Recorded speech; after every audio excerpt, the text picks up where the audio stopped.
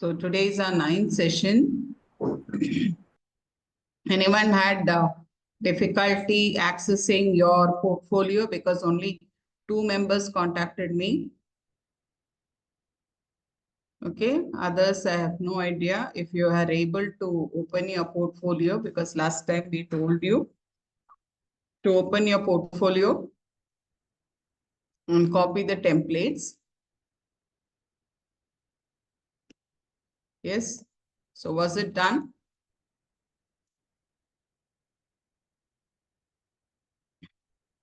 I don't know what happened. You are able to hear me? Yes, ma'am. We have Yes, ma'am. access to. Yes, ma'am, you're audible. Okay. I think Yeah. the class is all quite silent.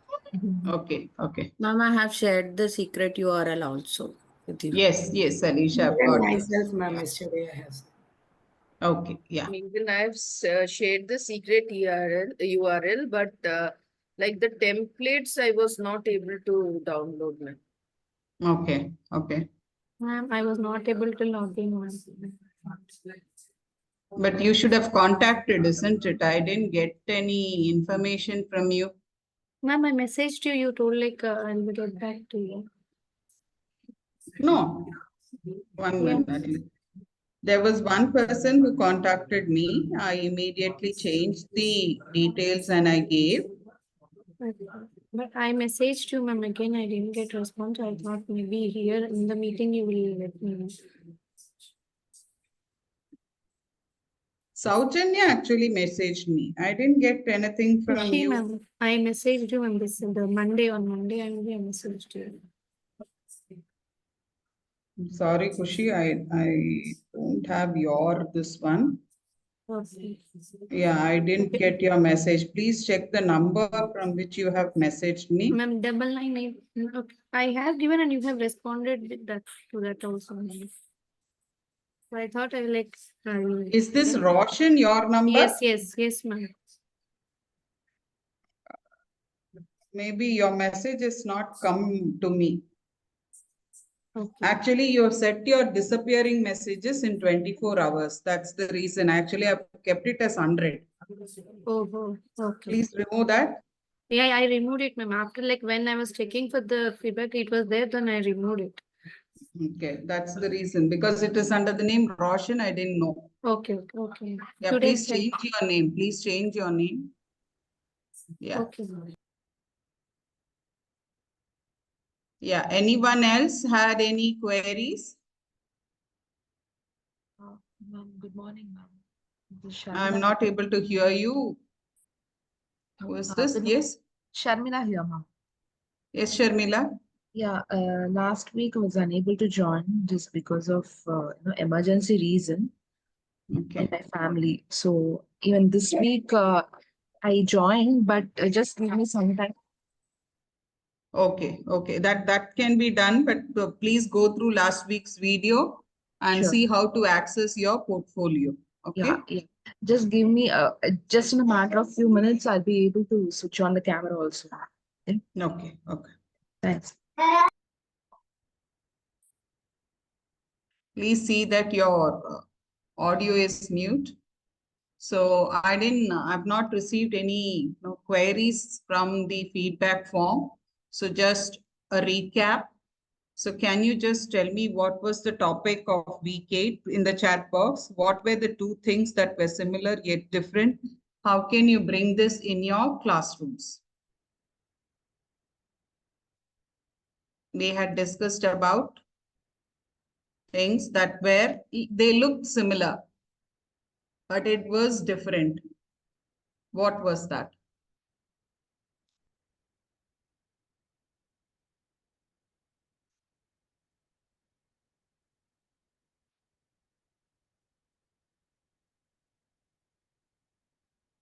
You can go through your last week's notes. Cognition, no, that was not last week, Kampika. That was on September 8th. September 15th class I'm asking about. Yes, Preeti, that's right. Motivation and engagement, right. So how are they similar? How are they different? Where does the similarity come and what is different?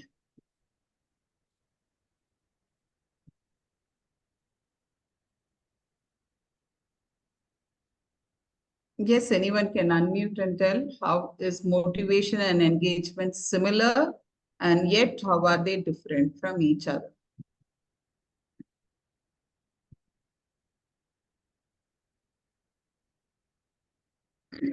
Ma'am, may I? Yes, please. Motivation comes with the purpose of learning, and engagement is the active involvement in any of the activity. Very true, very true. Yes, motivation is the energy, engagement is the action. True. So, Yes. why do we say that both are similar?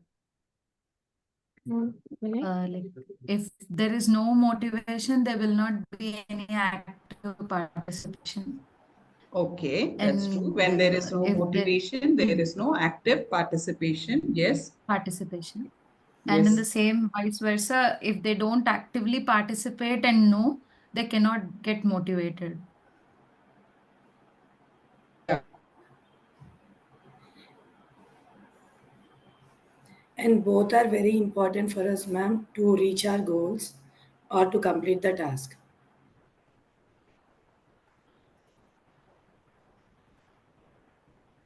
Okay.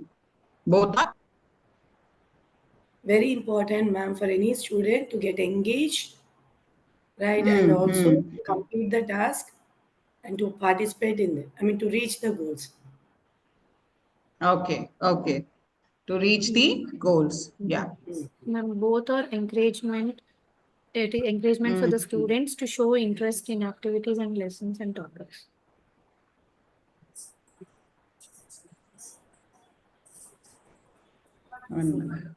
I didn't get you. What was that? It is both are encouraging encouragements given to the students to motivate their interest in learning lessons and topics. Both Encouragement. are encouragement. Both are encouragement. I mean, yeah, motivation and like encouraging them to show interest in the activities for the better Okay. academic Okay. performance. Okay, Khushi, just to hold. Yes, Revati. Ma'am, motivation is the driving force, ma'am, to desire something, and engagement is the active involvement towards the goals, ma'am. Very true. Yes. Yes, very true. Yes. So there can be engagement, but without motivation, there will be no learning. Yes, Veena ma'am, that's true. Okay. Refers to internal or external drive.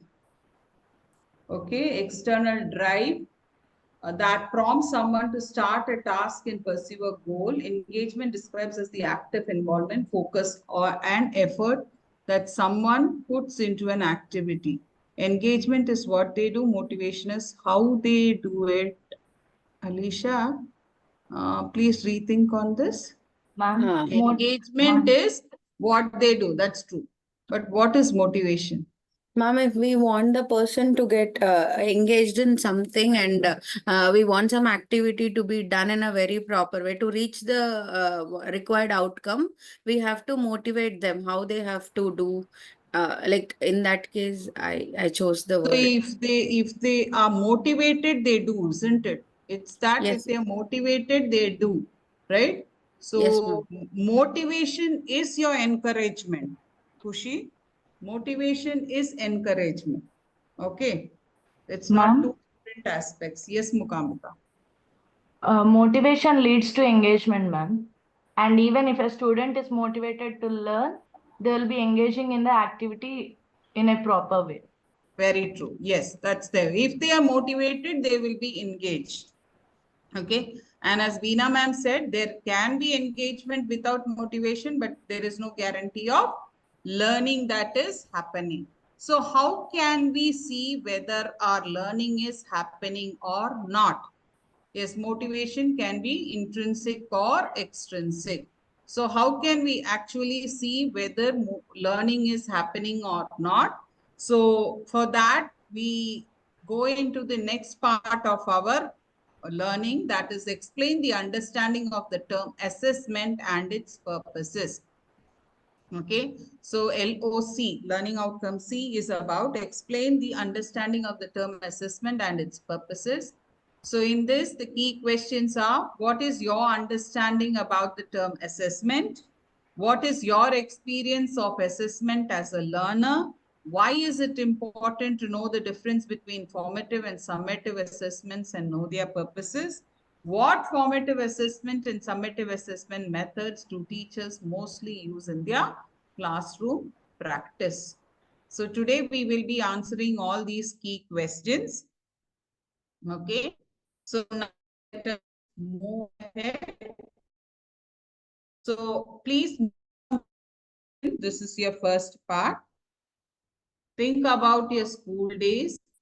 Everyone should answer this. Please understand this is a very important part of your answer of your key question. Okay, I'm posting it in the chat box.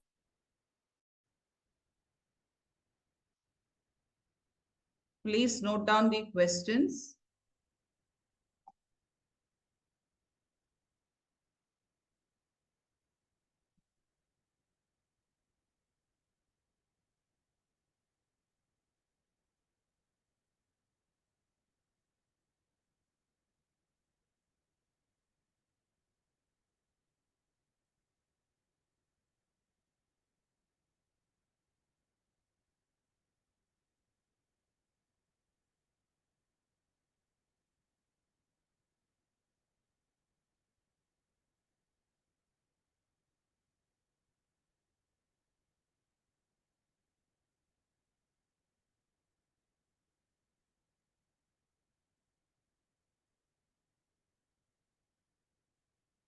You have taken down the questions.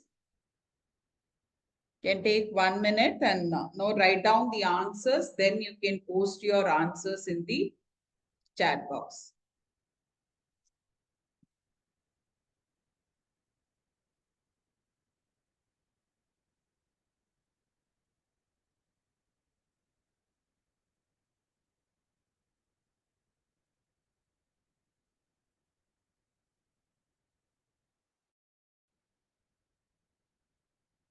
Okay, Parveen. Right.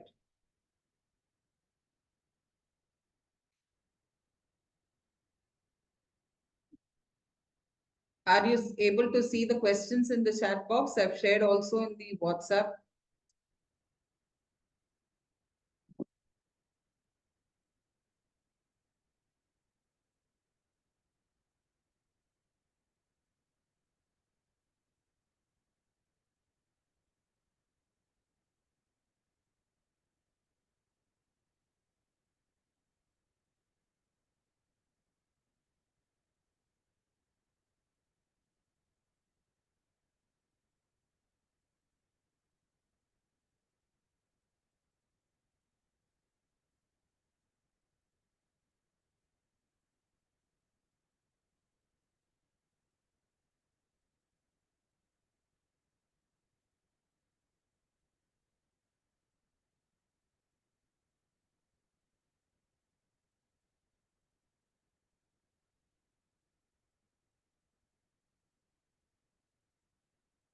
Yes, you can start answering in the chat box.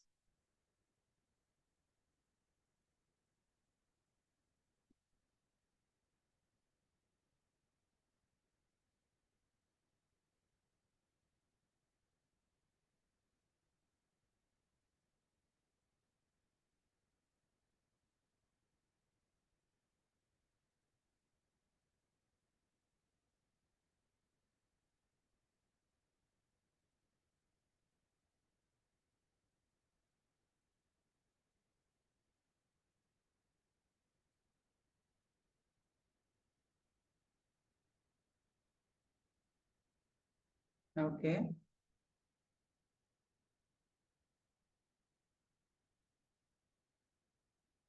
You felt stressed, right, Meena? Right. Kushi, yours also a friend. Right.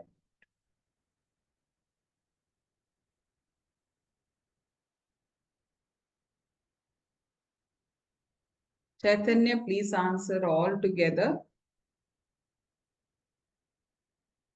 Please do answer everything together.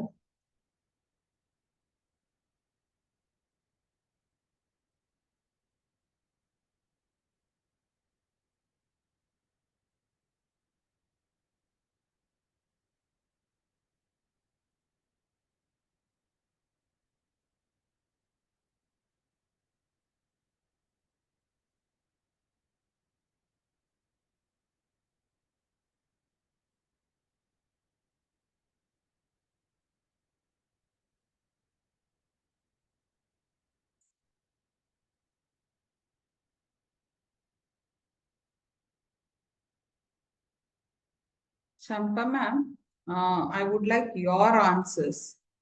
You're giving me general. The question was to think about your school days. Ma'am, like for example, I have written that assessments must be brief mostly unless it needs detailing of certain No, concepts. that is the general norm. You're going general. I'm asking your input. It should come with the personal pronoun, I, mine. That has to come. Actually, I always want like MCQs where I can just hit upon the answers. So like brief assessments. I'll change this to I, ma'am. I'll edit it. Jesse, ma'am, yours also answer is not this. How did you feel about assessments? You're writing about the calendar of assessments during your school. Okay.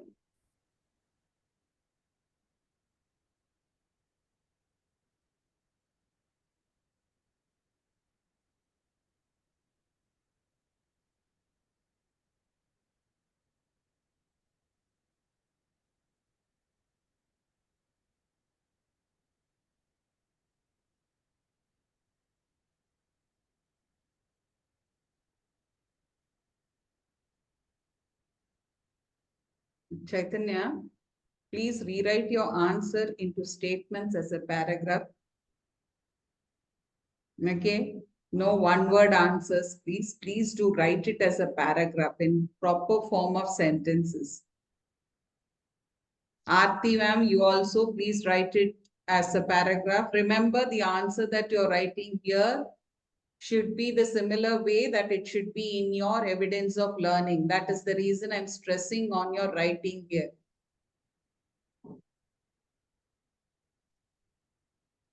Please do write it. Tessie ma'am, you also please write in a paragraph about your experiences based on your school time assessments.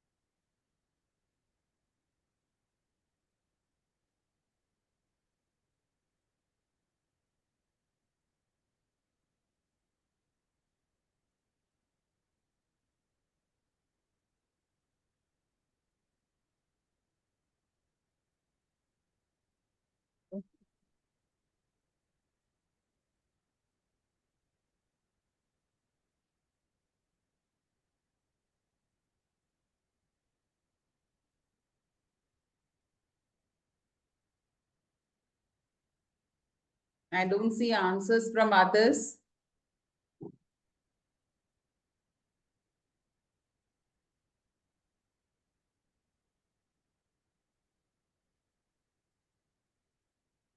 Okay.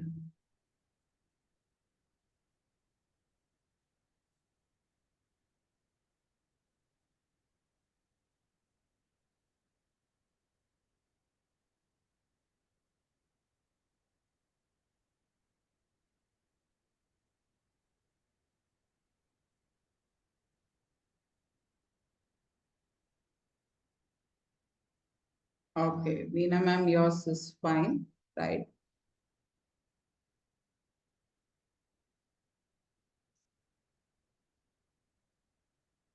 Okay. So Sinduri was the smart kid of the class, huh?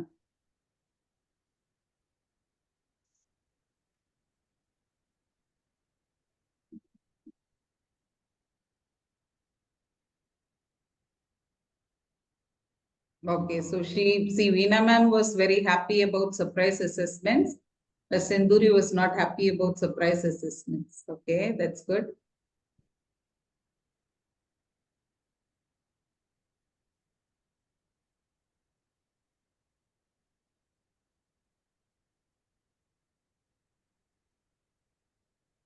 Okay, that's good, Alicia. That's nice.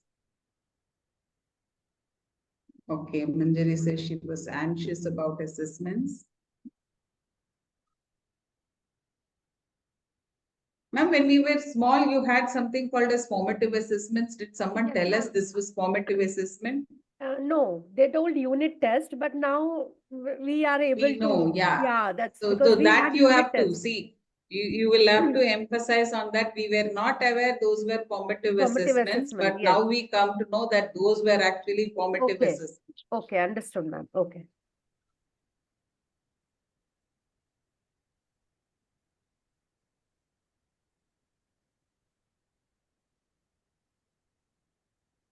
Yes, that is true. Unfortunately, instead of no constructive feedback, we often receive criticism without any guidance on how to improve. Yes. Uncertainty which made more stressful, right?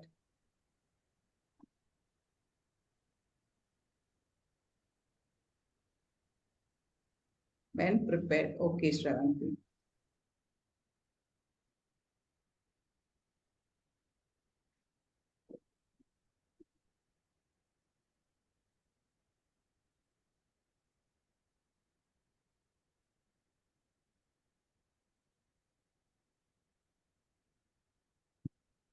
Okay.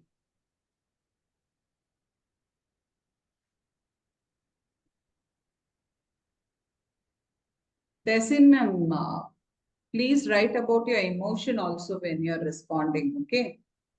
How did you feel about the assessments that were conducted? Okay, all that aspect must be there. This is fine, but you can add a little bit more.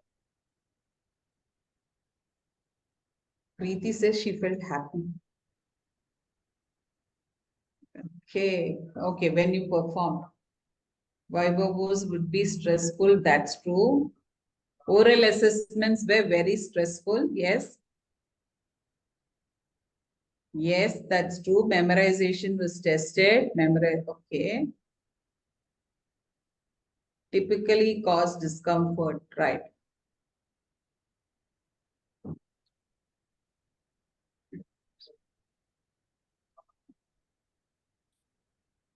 Chaitanya says she's exams were stressful, but she says analysis was done. Chaitanya, are you sure analysis was done with the plan of action? Yes, ma'am. We used to have a special classes after once the exam is done. They are as actually our teachers, they used to check where we have done the mistakes and they used to take That's extra good. classes for us. That's good. Okay. That's good.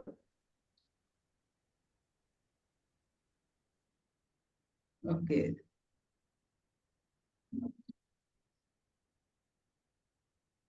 Where Sarjanya, yours is also fine. That's right. Don't put that many yeses.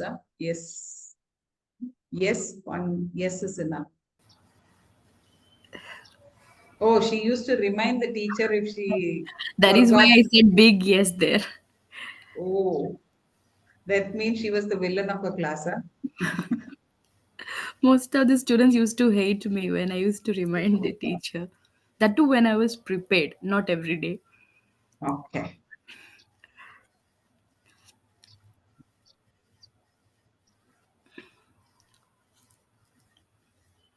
Oh, Revati says she was a fan of English when she was in school also. She says that she was happy only if surprise test was in English and no other subject. That's good.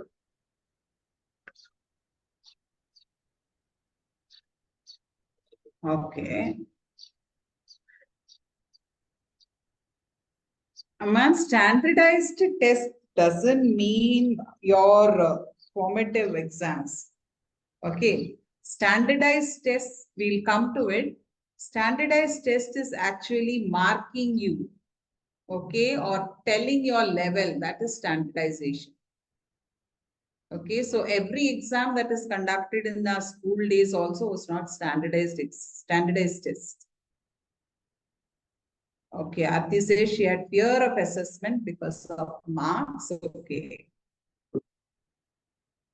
Ma'am, over here, can we mention, suppose we are scared of one subject and Yes, you can write. You okay. can always write. Yes. See, Okay. it's how you felt about assessment. That's it. Okay. Okay. Yes, Especially there were that no particular analysis. subject and the reason also we can in fact comment on that. Yes, yes. Okay, okay.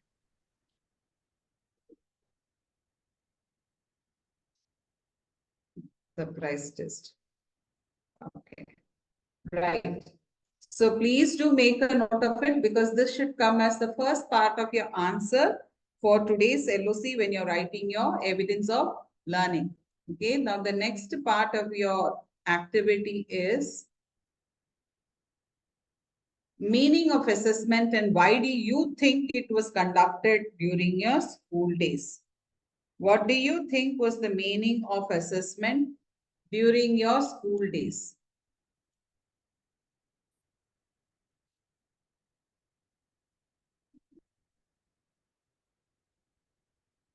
It has to be positive. No, need Okay. not be. It need not be It positive. changes, right, ma'am? Because it's based on your perspective. That's what, that's Yeah. what, that's Yeah. what. Okay.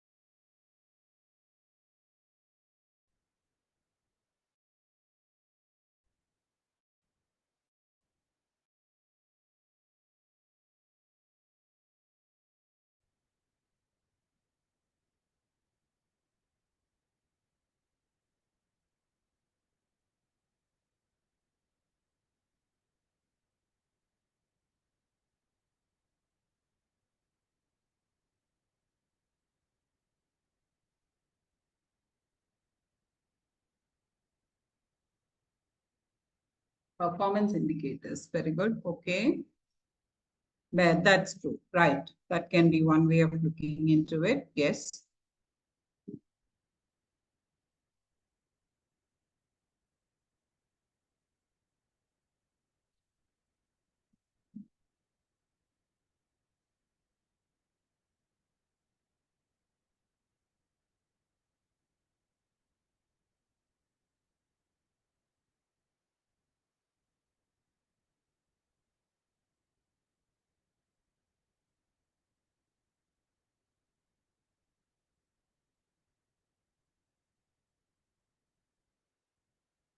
Hearing my school days, score good marks. Okay. If not, you were punished. Okay.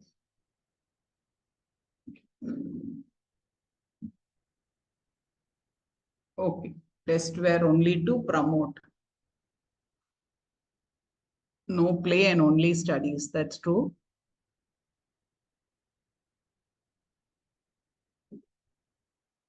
Last day of the exam was most joyful, right? A factor. That's true. Overshadowed actual growth, learning and growth. That's true. Next level of education. That's right. Testing our subject knowledge. Yes. Other responses?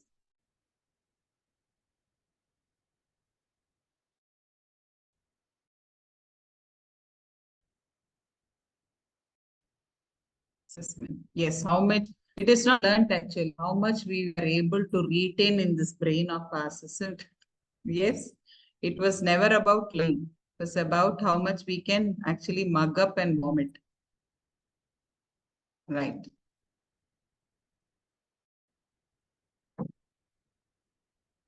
Slotting students, yes. There was no thought given to multiple types of learners. That's true. Yes. We understood, okay, or learned. More marks means you were put in A section. Oh, that's great. Okay.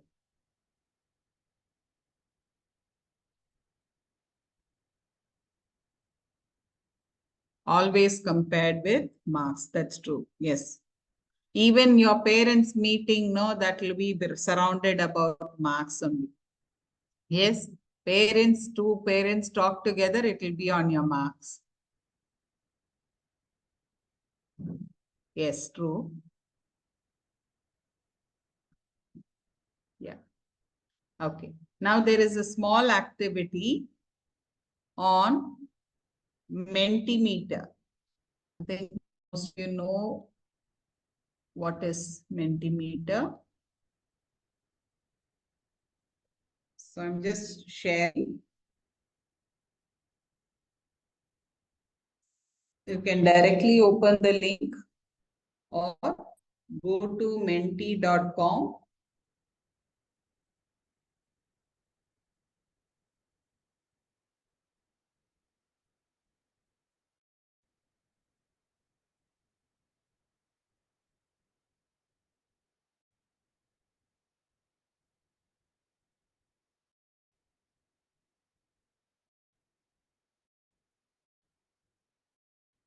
Are you able to access?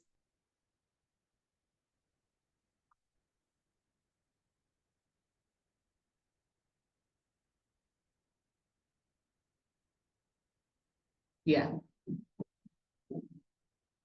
Are you able to access? Okay.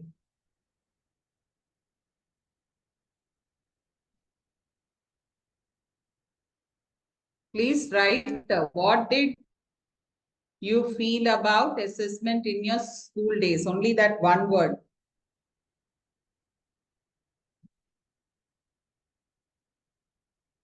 Only that one word. It's a word cloud. So just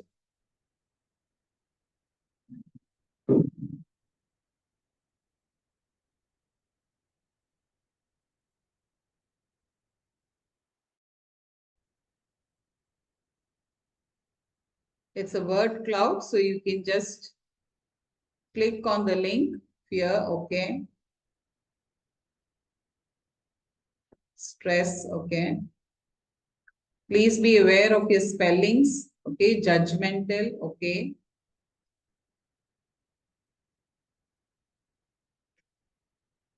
Anxiety. Right.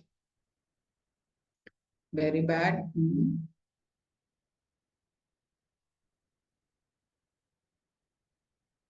Fear, burden, compared. Okay.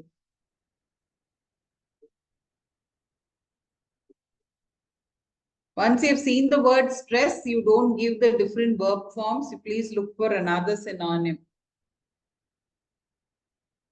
Anxious also, anxiety. All those need not come. Challenging, yes. Happy and competitive, okay.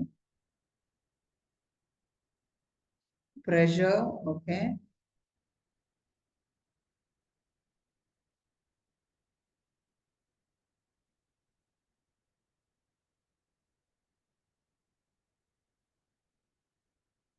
Burden, challenging, stressful.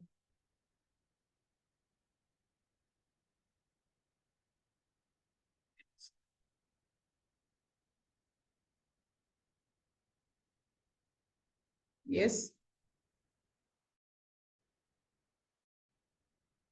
Compared. Forceful.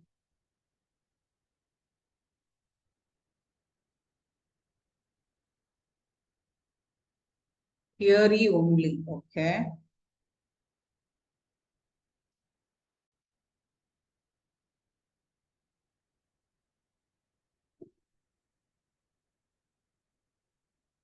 Right. So you got the different forms, verb forms, right? So remember these verb forms, one or two must be present in your answer. That's the reason I was asking you to write this. So now let us see what are assessments for. Assessments are for making observations about learners on various learning parameters. Remember, the teacher's work is to fix the parameter. Okay, excited, right? So, fix the parameter before giving the assessment. Interpreting evidences on different learner attributes like knowledge, attitudes, and skills. Making judgments based on evidence to create a plan of action. Remember, this making judgments is not on the student. It is not defining the student. It is on your teaching and the learning process that is happening for the child. Remember, when we are saying making judgments, many teachers make judgments on the students, but it is not about the student. It is about your teaching and the learning that is happening in your class. So assessments are for making observations, interpreting evidences, and making judgments. So next, the activity is you will be divided into 3 groups. You will read the book. Please understand this book is a very important book. Essential Teaching Skills. Okay. Pages 105 to 107 to understand the purpose, different purposes and dangers of assessment. I'll share this in the chat box. I'll divide you into 3 groups.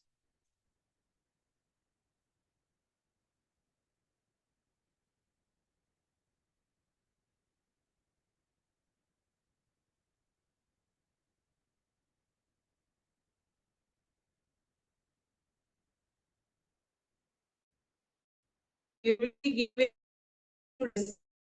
okay, and then you have to orally present.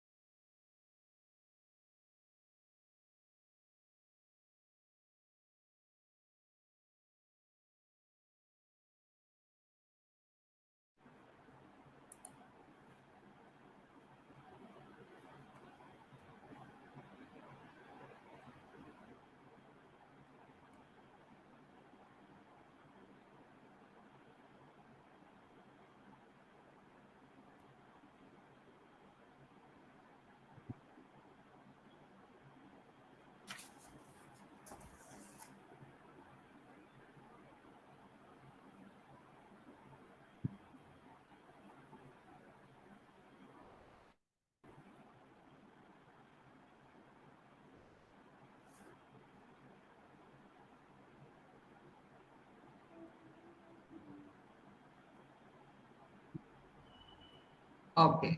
So now for a change, I'm going to start from group 3.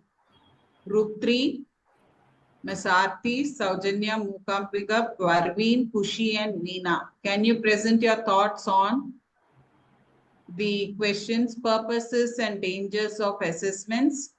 Yes, ma'am. Yeah. I'm going to start, ma'am. Assessing people's progress is very important. That regular assessment of people progress is part and parcel of teaching and learning in the classroom. And the Okay. purpose of assessment, in essence of assessment, is an activity used to appraise people's performance.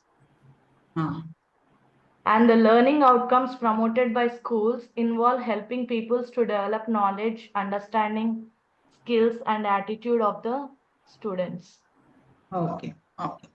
Yes. And the purpose of assessment is very important to provide you with the feedback about the people's progress. That means about students' progress. Okay. Okay. And even it provides people with educative feedback. That means if we are going to assess the child to relate to their performance up to what standard level they are, in which standard level they are. That also we should give the constructive feedback, not like uh, not giving like negative feedback. Okay. To improve their particular improvement area where Okay. they need to improve. And even that helps to motivate the children. Okay. Now, Kushi ma'am will continue. Yeah, ma'am. So in like the more purpose, more I'm going to discuss about the rest of the points also. The record of progress. So here, as we discussed before, the regular assessment. So allow teachers to keep a record of each student's growth over time, and also like keeping the track of that how they are growing over time. And then comes with the current attainment. Current attainment is something like student what they can do at a specific point of time, how much they can do. So with that, we can like small portions of how we can give the task and all to them. And also next comes in a readiness for the future learning. Are we making them ready? Like simple material we can provide as like, and they can help identify the gaps in the knowledge or the skills. And also the evidence of effectiveness. Yes, like this is the like topic where the student is finding difficulty, and overall also we can check how we can help them. So the evidence of effectiveness are needed in teaching strategies and also to support the system. And overall, assessment play a crucial role in learning process by providing valuable information for both teachers and students. So, Right. yeah, next, ma'am will carry on.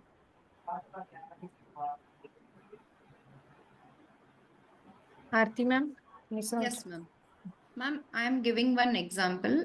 If Okay. one child is doing good in any question, or if he is not doing good in fifth question, for example, so I am giving the feedback. At that time, how can I give? Great job on question 3. He did good in question 3, ma'am. So I am giving the feedback about the question 3. Then he is not good in question 5. So how I have to give the feedback about that? For question 5, consider breaking down your thoughts into clearer steps. You are close. So I am not giving any negative feedback to him about that. Very true. Yes. Yes, ma'am. Correct. Okay. Yeah. Now ma'am will continue, ma'am. Please tell the person's name, no, because Yes, ma'am, regarding the precautions that we need to take while doing the assessments. Now, okay. assessments are not only about testing understanding, there are various parameters. So, we see in this text there are different kinds of assessment like diagnostic assessment, formative, summative. There are many types of assessment. Now, each assessment, in order that we don't aim at checking something else, we need to take a lot of precautions. Simple example now, suppose we are trying to check the practical skills of children and we want them to demonstrate a certain process or concept or principle in the lab.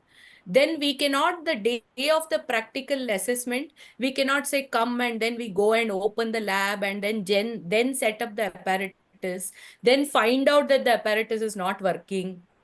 So we need to basically rehearse and check ourselves before conducting that kind of a test. This is just one example where precautions to be taken are very, very important.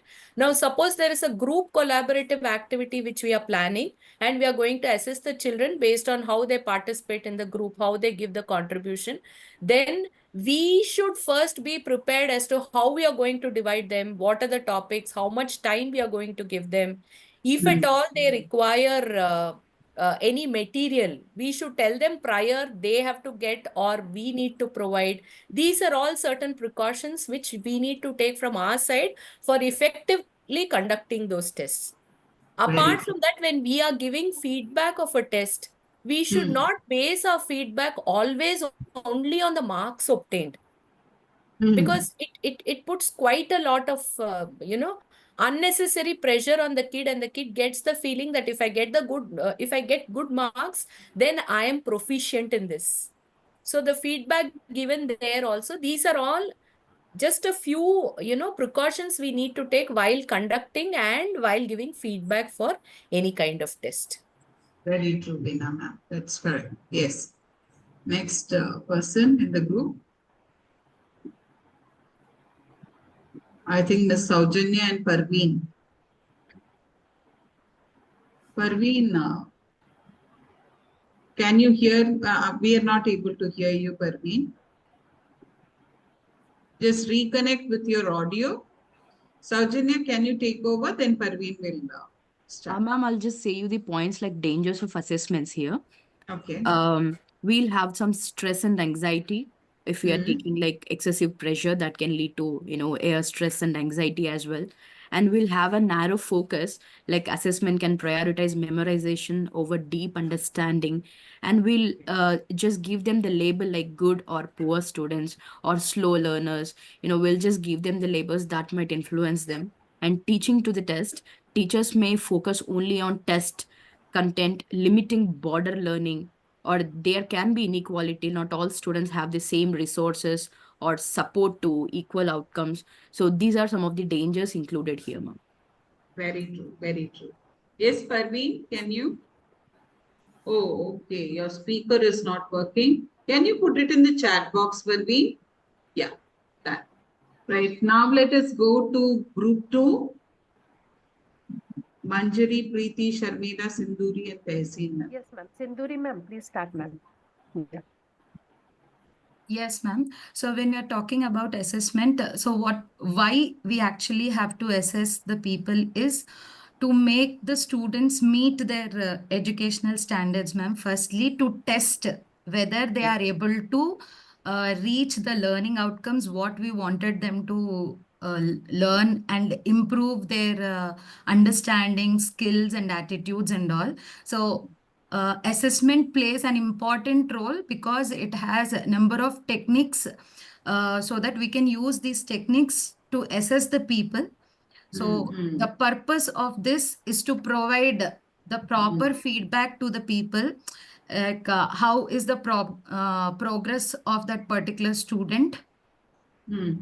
Okay, and to provide like the second one could be to motivate the students towards learning.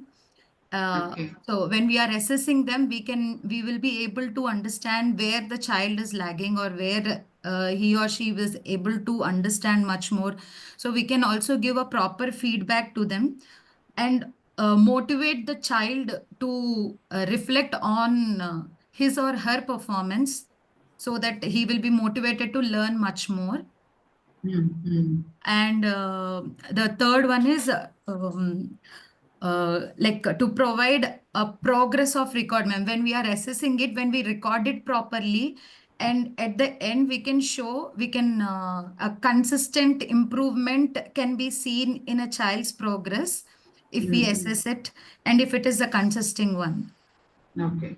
Yes. So next, Tehseen ma'am can continue. Yes, ma'am. So I will be elaborating on the purposes of assessment. So to go with the purpose of assessment, the first point is evaluating the students' learning. Assessment helps teacher determine the students what they have achieved, like about specific learning objectives or outcomes, and this includes measuring their knowledge, skills, and attitudes. And the second point is like improving instruction, where assessment data helps teachers refine their instructions to better meet students' need.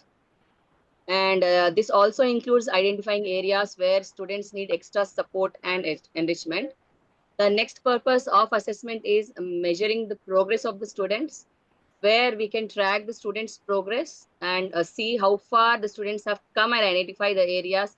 We can identify the areas for their continued growth and also identifying areas for improvement. As I told in this point, like, we can also give additional support or we can also review their performance, and also promoting accountability, where teachers hold school and students accountable for academic performance, and informing curriculum development, where assessment data can shape curriculum design and development to ensure it meets students' need.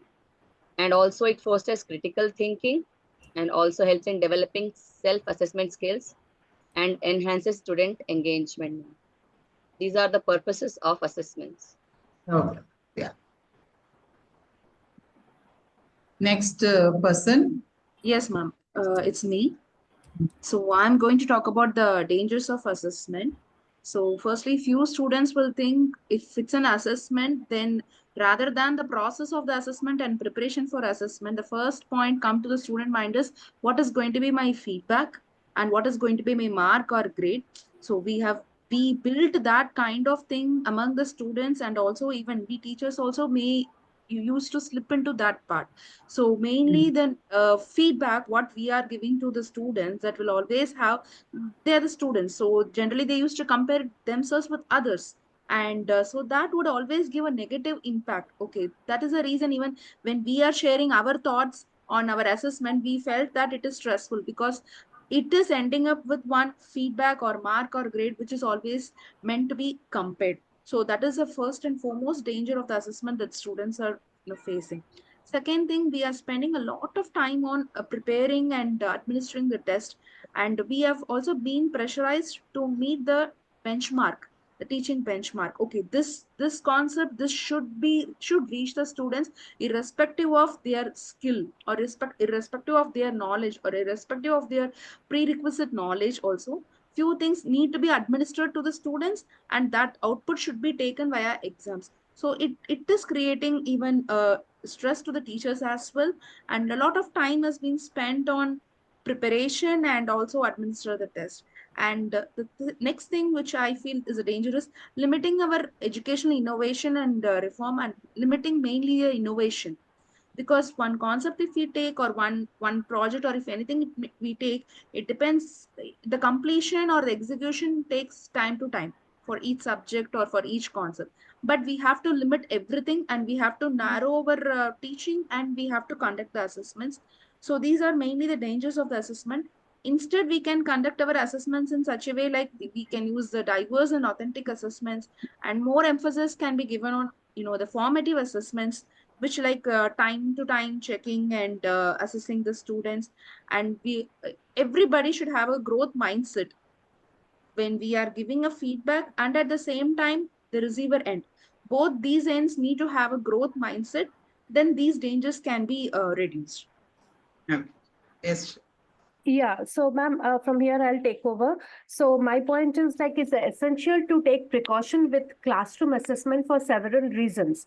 Now, if we are not considerate, or if we, are not productive, or we are not constructive in our criticism, definitely the students is going to have negative experience. So over here, I'm talking about 10 to 15 years back when I was in this, I came into this profession. I still remember those days when we used to conduct continuously assessment, I'm talking about 10 to 15 years, the traditional method, in fact. So at that time, one of my students had quoted this, and I want to quote. So every time the student used to take up the assessment, the student felt like a pressure cooker. At any moment, the student might bust. So that was his statement, that I might bust at any moment of time because I feel like a pressure cooker. So over here, what I felt, that assessment should, the student should be not judged, or the knowledge of the student should not be judged on the basis of the marks. Over here, learning is important, content is important, that how much the student has gained knowledge, rather than focusing upon the marks. Out of 80 or out of 100, the student has scored 60 marks or 70 marks or 50 marks or 40 marks. So the score should not be, the score should not be the important factor over here. So, and again, if the assessment, in fact, we don't take the precaution, obviously, it will not be lead to a foster, positive environment, and the student may get highly demotivated and dislike the subject, dislike the school, dislike the teacher, and they dislike the entire education system. So we have to be very, very careful, in fact, while we take, or while we assess the student, or any kind of assessment we conduct in the class. Right. Yes, ma'am. Thank you, ma'am. Preeti, ma'am. Ma'am, actually, I have a very bad throat. So I'll just, if required, I'll post some examples in the chat box. Sure, sure. Oh, Yeah. no issues. Yeah. You can just stop sharing, ma'am. Yeah, group 1. Group 1. Alicia Chaitanya. Yeah. Ma'am, Shampa ma'am will start. Start. Okay, ma'am, I'll Yes. start. And already dangers of assessments have been given by my predecessor. So I will just go with the types of assessment. And there are various types of assessments, like formative assessments. I'll stop sharing, ma'am. I'll just say. Types of assessment, formative and summative, we all know what are the formative assessment, which is a continuous one, which we do through multiple assessment, like even notebooks and slip tests and all that we conduct in the class, like projects. Summative assessment is again like dividing the entire portion into chunks, like into half, where we do the half yearly, and the final, where we do most of the portions that have been covered during the session. But apart from this, there are norm referenced assessment, where the pupil's performance is related to the performance of the others. Like in our holistic report card, we have graphs representing like how much the student has performed in comparison to the highest marks attained by the other students in the class. So we fix up a norm, and we refer to that norm and the student's performance.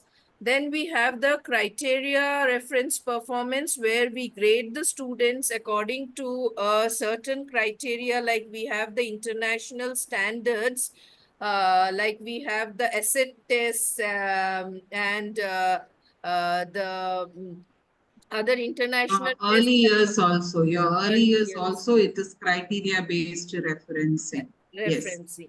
Yes, it is based on some international standards, and that is a different type of assessment. And we have the diagnostic assessment, where we see the performance of the student, and then the difficulties and the problems they had faced during the assessment, and what action plan has to be taken so that they can perform well in the other assessment. So that is a diagnostic assessment. So these are a few, and internal assessments, like we say the class teacher, they may give some, like in, for example, in English, mono acts, drama, open mic, all these also form internal assessment for the students.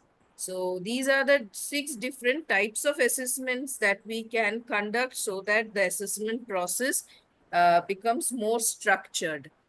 And coming, yeah, ma'am. Coming to the next six, this is the external assessment. So internal assessment is the assessing by the art teacher, like we, during the class time. So once we teach, we assess it. Whereas external assessment, we give an opportunity, like for the external assessors, like we can take them for the inter-house competitions, where the other external assessors will assess the child.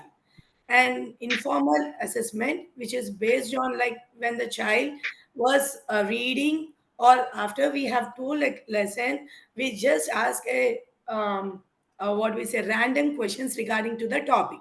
So these are called as informal assessment, which we don't say them that you need to prepare, or like for the next class, before we start the new class, we ask the questions to have the prior knowledge. These are the informal assessment. It comes under informal assessment. Whereas formal assessment, like we give them time, we give the syllabus, or and we say them to prepare for it, and then we conduct the test, and then we assess the child.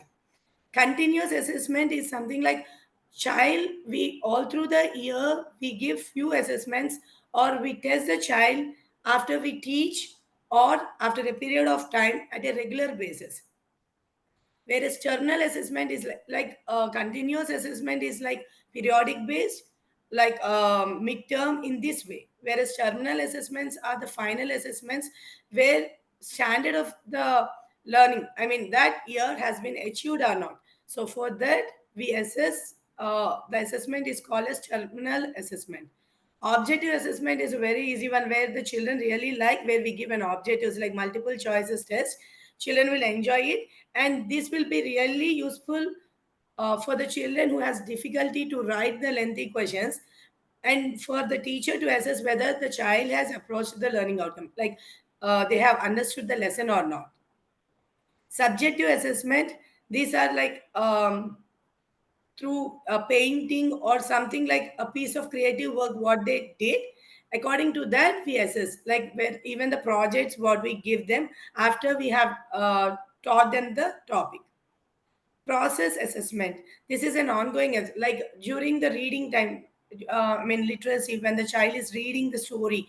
So those times, like whether the child is able to read the poem, or can able to do the any experiment in the labs where we conduct this assessment, we call it as process assessment. Whereas product assessment is a project or the model which we give according to the performance of the child or the presentation of the child, we assess. We call it as a product assessment. Yes, ma'am. Going forward, my friend Alisha will be continuing. Yes, ma'am. Good morning. I'll go through with the purpose of the assessment, ma'am. So these days we all see that from long back also assessments are like part and parcel of the curriculum.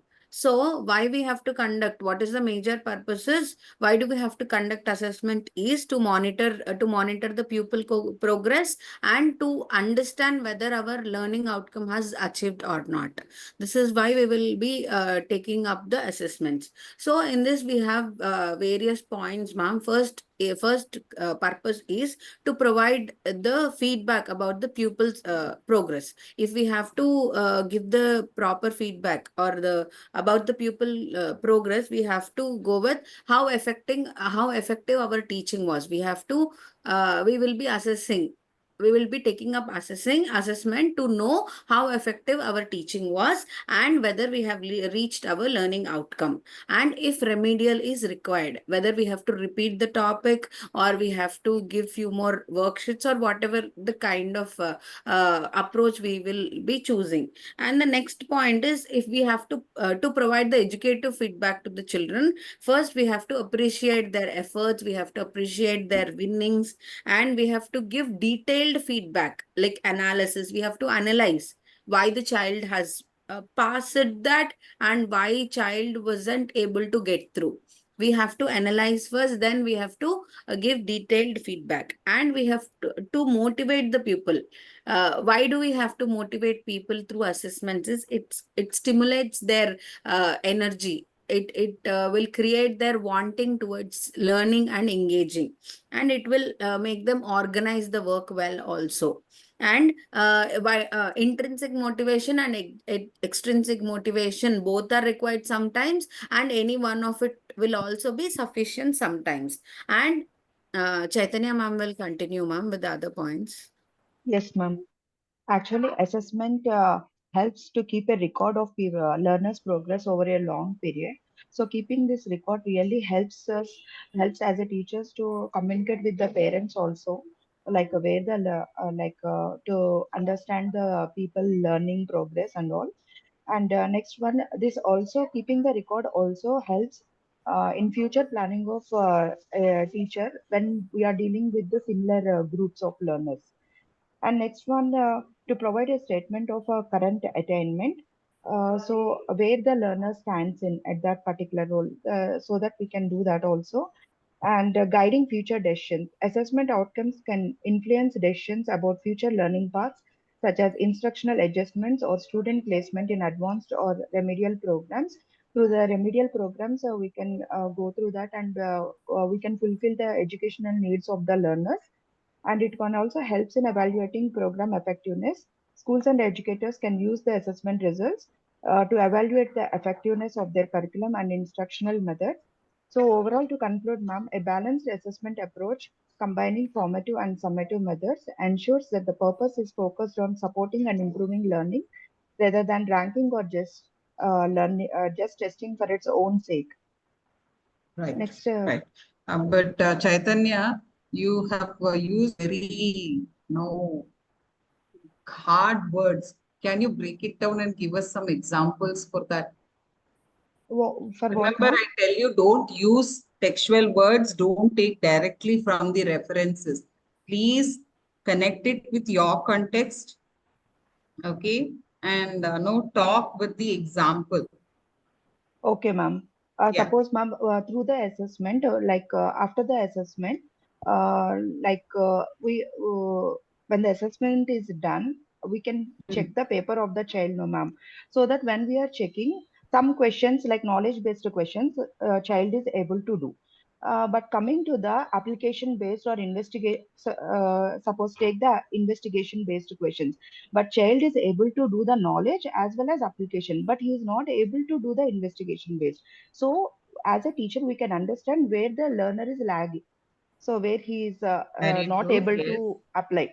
So in that area, we can emphasize and we can work on that, and we can support the child so that he can improve for the next assessment. So this should be Very done true. Yes. continuously, actually, not once in a while. Continuously, if you focus on and if you able to know the child need, so that we can help them to attain a good result and to improve their knowledge also. Very true. Yes, ma'am. Okay. Yes, that's correct. Yes. Next, we have Revati and Neelam left. I'm talking about the dangers of assessment. As everyone said, first and the foremost thing is the anxiety, ma'am. Even though they are prepared well and everything, maybe just because of the fear of failure, they may not perform well in the exams or the assessments given, just because of the fear of failure, ma'am. Second thing can be not everyone will have access to all the resources, ma'am. Then again, it becomes a bias assessment. Not everyone will be having equal resources shared.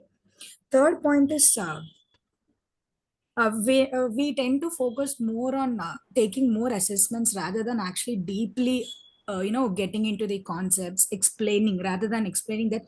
We sometimes tend to take more tests or basically it is all about we are only concerned about students performance, ma'am. That is the main drawback, I feel. The number we are concerned Yes, we are about, not concerned. about the learning. Very Yes, ma'am. right. Neelam? Yeah, good morning, ma'am. Ma'am, I will just add on to what is discussed regarding the purpose and dangers of assessment.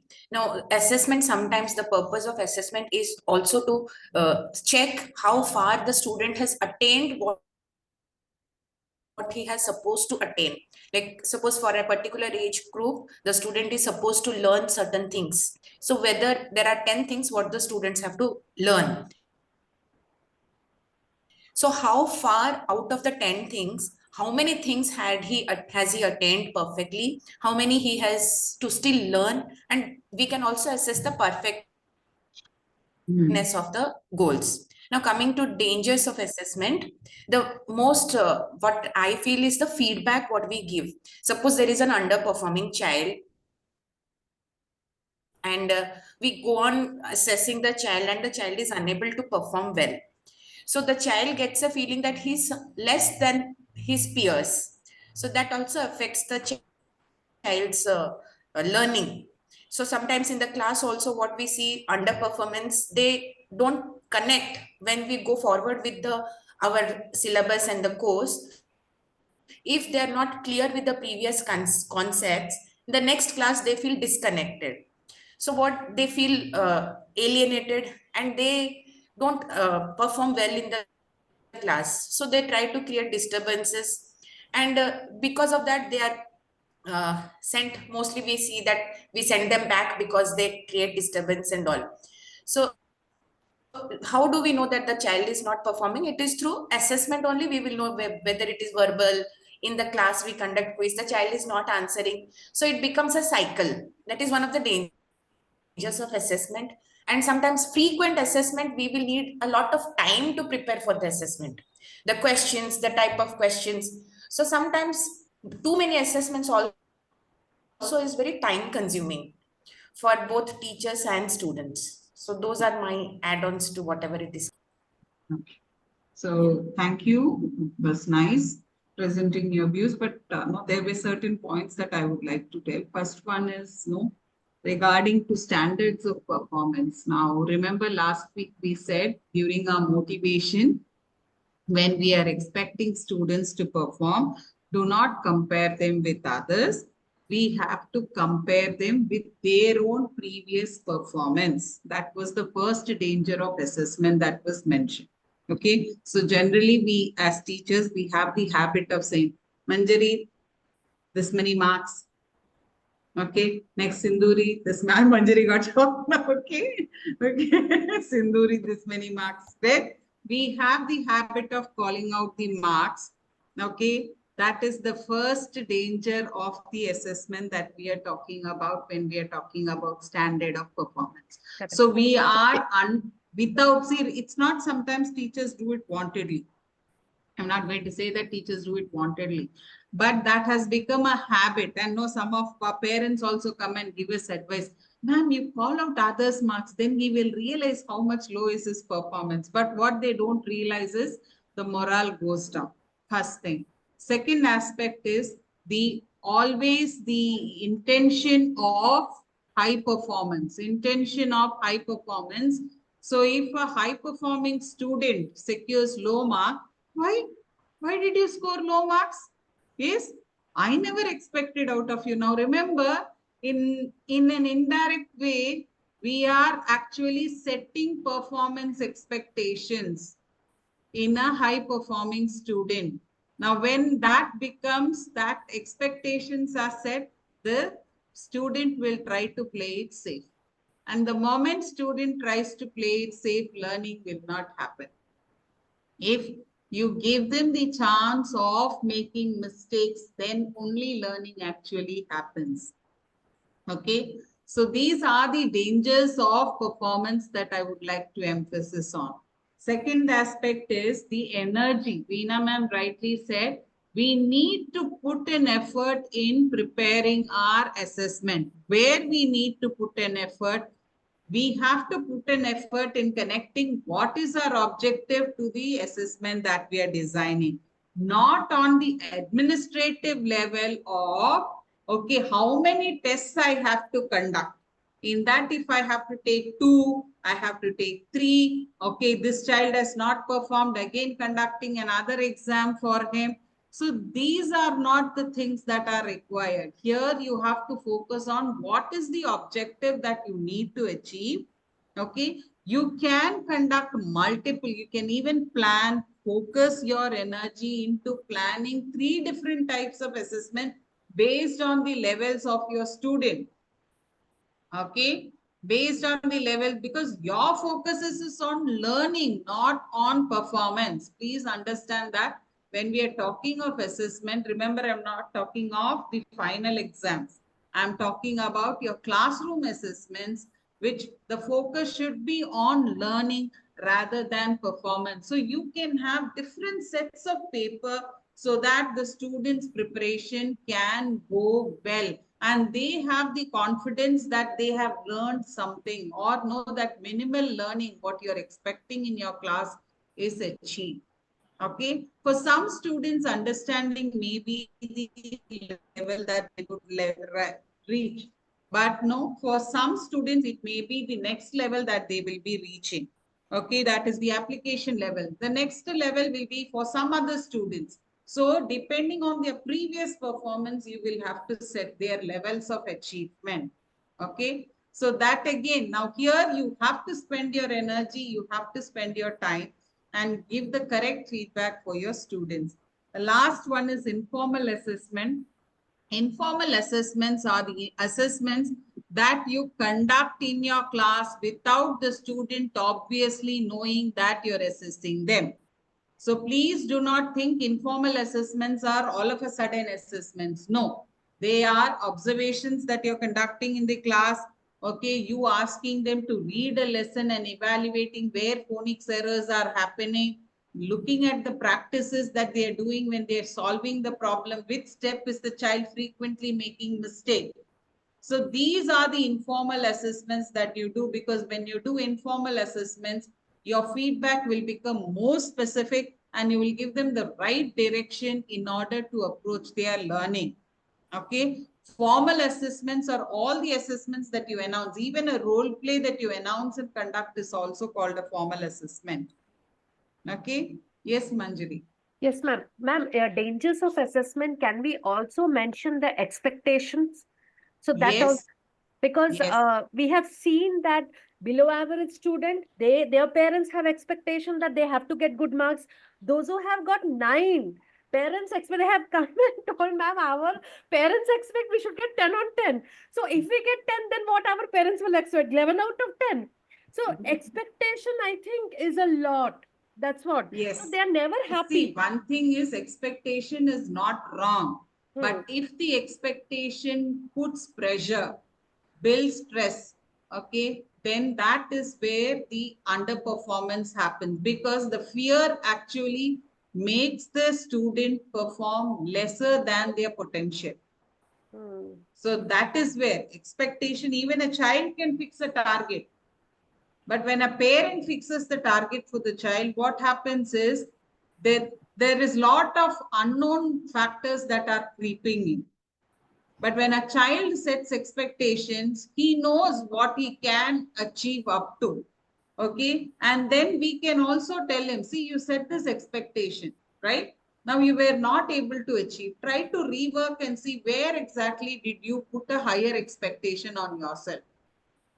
So then next onwards, he'll start setting realistic expectations out of his performance.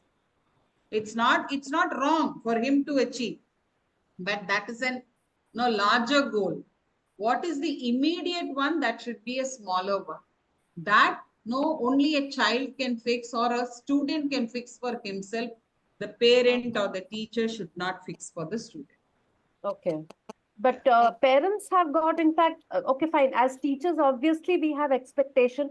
But what about the parents' expectation? Because the child who is a genius, still tells, ma'am, our parents are not happy because they want full, I mean, beyond full marks. I can understand that, Manjari, that is how Indian society works. That's what. But when we are focusing on learning, for us, the child's expectation takes priority. Let us not focus on the parents' expectation. We will reach the parents' expectation, but it is a long journey. Okay. Okay. The immediate goal that must be set for the child's expectation. What do you think you can do? Where can you achieve? What area can you correct and see? When we are giving feedback, also we are being very specific on saying that this is the area that you have to correct. So we are looking at immediate next step of achievement. It is like breaking a bigger chunk into smaller and asking the child to achieve the smaller chunks, which he feels comfortable. For the parent, no, this length is what is more important. But that cannot be done by a child in a single jump. There needs to be a smaller chunk that has to go. In fact, ma'am, when I did a research work long back, I came to know that most of the students, like this generation students, they are not unhappy with the school. They are not unhappy with the teachers. They are very happy because we motivate them.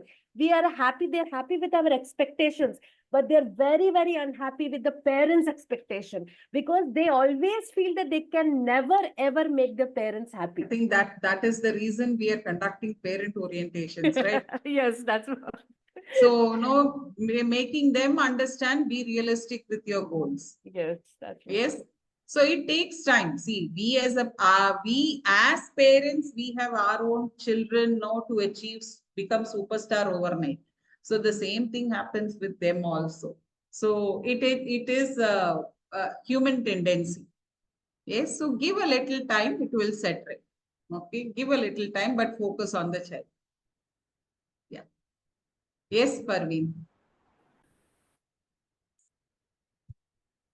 Parveen, audio is not coming, Parveen. Can you post your question in the chat box? Yes, Shravanti. I'll stop after Shravanti. We'll go for a 10 minutes break because it's already 11. Yes, Shravanti. Yeah, ma'am. I just want to add to Manjana, ma'am. See, it happened with my child itself. He got physics full out of full. The teacher has written, she did not, she said, excellent, focus on handwriting. The child forgot the excellent. Mama, I got full marks. Ma'am is not happy with my full marks. She has told me to focus on the handwriting.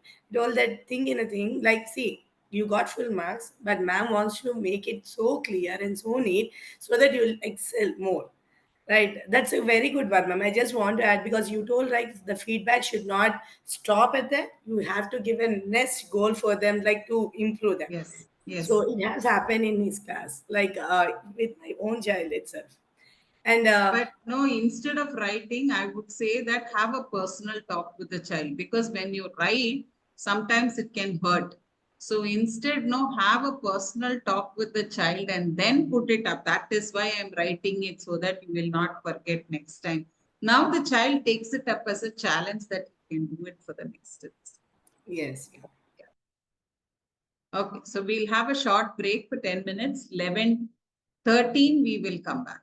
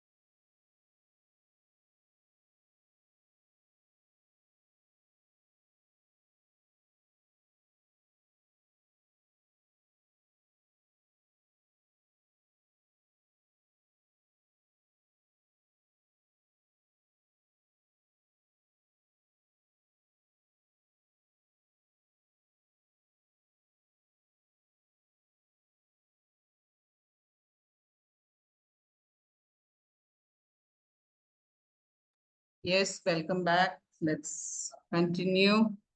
Yeah, so till now you have any questions regarding the purpose and dangers of assessment? 1 minute, Parveen, I just saw your message. Yeah. We focus on overall development. Okay. Yes, yes. That's what I said, Parveen. See, what happens is parents are parents. We can't change parents. Okay. But our focus should be on the child. Okay. Reaching, you can always tell the parents that the child will reach to your expectations only after a certain time. You can't expect the child to reach the parents' expectations immediately. They want an overnight change. Nothing happens overnight. Everything is a slow process. And no, it is like going from the ground floor to the first floor. They have to take a steps. Okay, even your lift moves very slowly from ground floor to the first floor. Okay, and no child can leap from the ground floor. They are not Superman. From ground floor to first floor, they can't be jumping. That is not possible. So everything, there is a process. Okay, and sometimes what happens in the school, the child may not be able to. But no, after 10 years of schooling, the child will reach what is their expectations. Okay. So it takes time. So give that time for the child. Okay. Otherwise, show them Tare Zameen Par or ask them to watch Three Idiots. Yes. So these are see, one thing is fact is something different and parents don't realize it. I won't blame parents as a whole. Remember, we as parents also don't realize it. Okay. We can talk advices for others' kids. But when it comes to our kids, you understand we are also with lot of expectations. So now first we have to have ourselves under control as a parent also. Then definitely we can talk to others also about that. Okay. So next is another group activity, but this time the three groups will be discussing on assessment. First group will be discussing on assessment as learning. Remember, it is as learning. As learning means like life, you know, you are tested first and then you are learning. Okay, so that is assessment as learning, assessment for learning. Okay, so we're assessing so that learning can happen. Assessment of learning. Okay, after learning, assessment happens. So I'll just share this. So group 1, group 2, group 3, the same groups will continue. I'll give the breakout rooms. So here again, I'm going to give 15 minutes because it's the chapter of the book. So you may take time. So I'm going to give 15 minutes for your reading. Please divide it into parts and do the reading and come with the complete understanding of that particular, because each group will be sharing. So now it is 11:16. So we will meet at 11:31. 11:31. Okay, on these. Yeah, I've opened the room.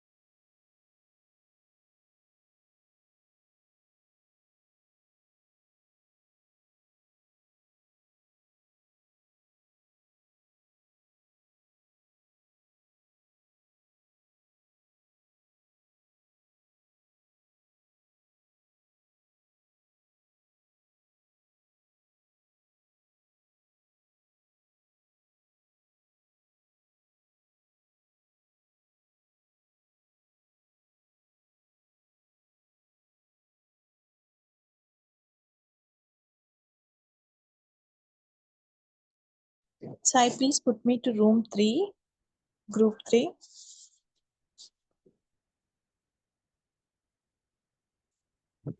Madam? Room 3, room 3. Room 3, Sai. Yes, ma'am. Yeah, thank you, dear.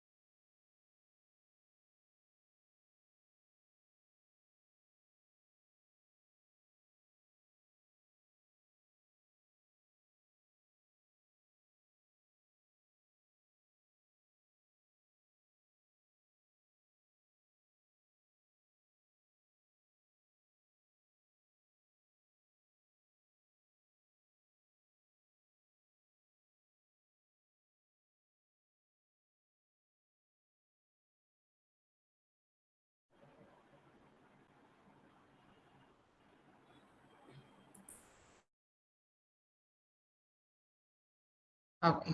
So let us start with group 1, that is assessment for learning. Assessment for learning. Yes. Group 1. Ma'am, assessment for learning is for group 2, ma'am. Just a minute. Okay, assessment as learning. Group 1. Yeah, assessment as learning. Yes, ma'am. In assessment as learning. One more thing. Other groups, if you have doubts, you can ask. Okay.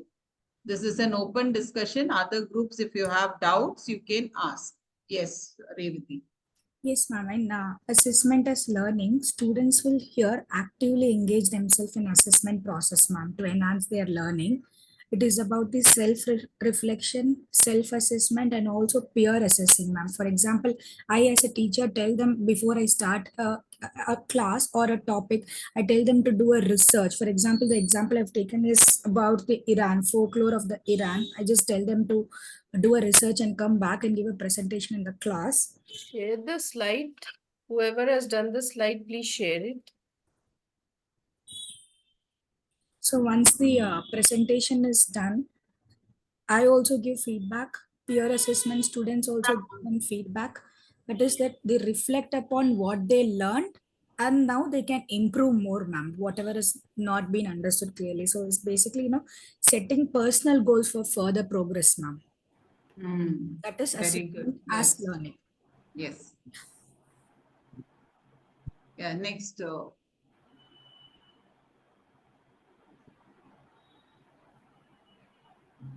Yeah, next person can start. Ma'am, the next is planning for assessment as learning. So Yes. for planning, we will understand why am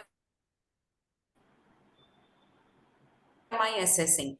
Means understand what student know. Means what I know and what I need to know. So for that, the purpose of assessment I should be aware of. So for that planning, purpose of assessment has to be set. And what I should assess. Like there can be a variety of things which I need to learn, but out of all those things, I need not assess everything. Only the particular thing which I need to assess to understand my learning progress, only that I am going to assess.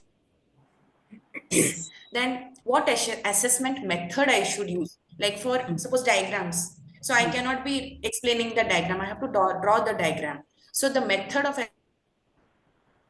assessment, whether I need to draw or whether it is verbal. So the detailed information, to understand the detailed information about my learning, the method of assessment is very important. Can you give an example here? Next is ensuring quality of assessment. The assessment which I am taking. Neelam, just Yes, go back. Now, can you give an example? See, you have given the points there, but Yes. can you give an example of what is that you're assessing? Okay, you said that what I need. What am I assessing? That part you need to stress on. So, can you give an example here? Like for example,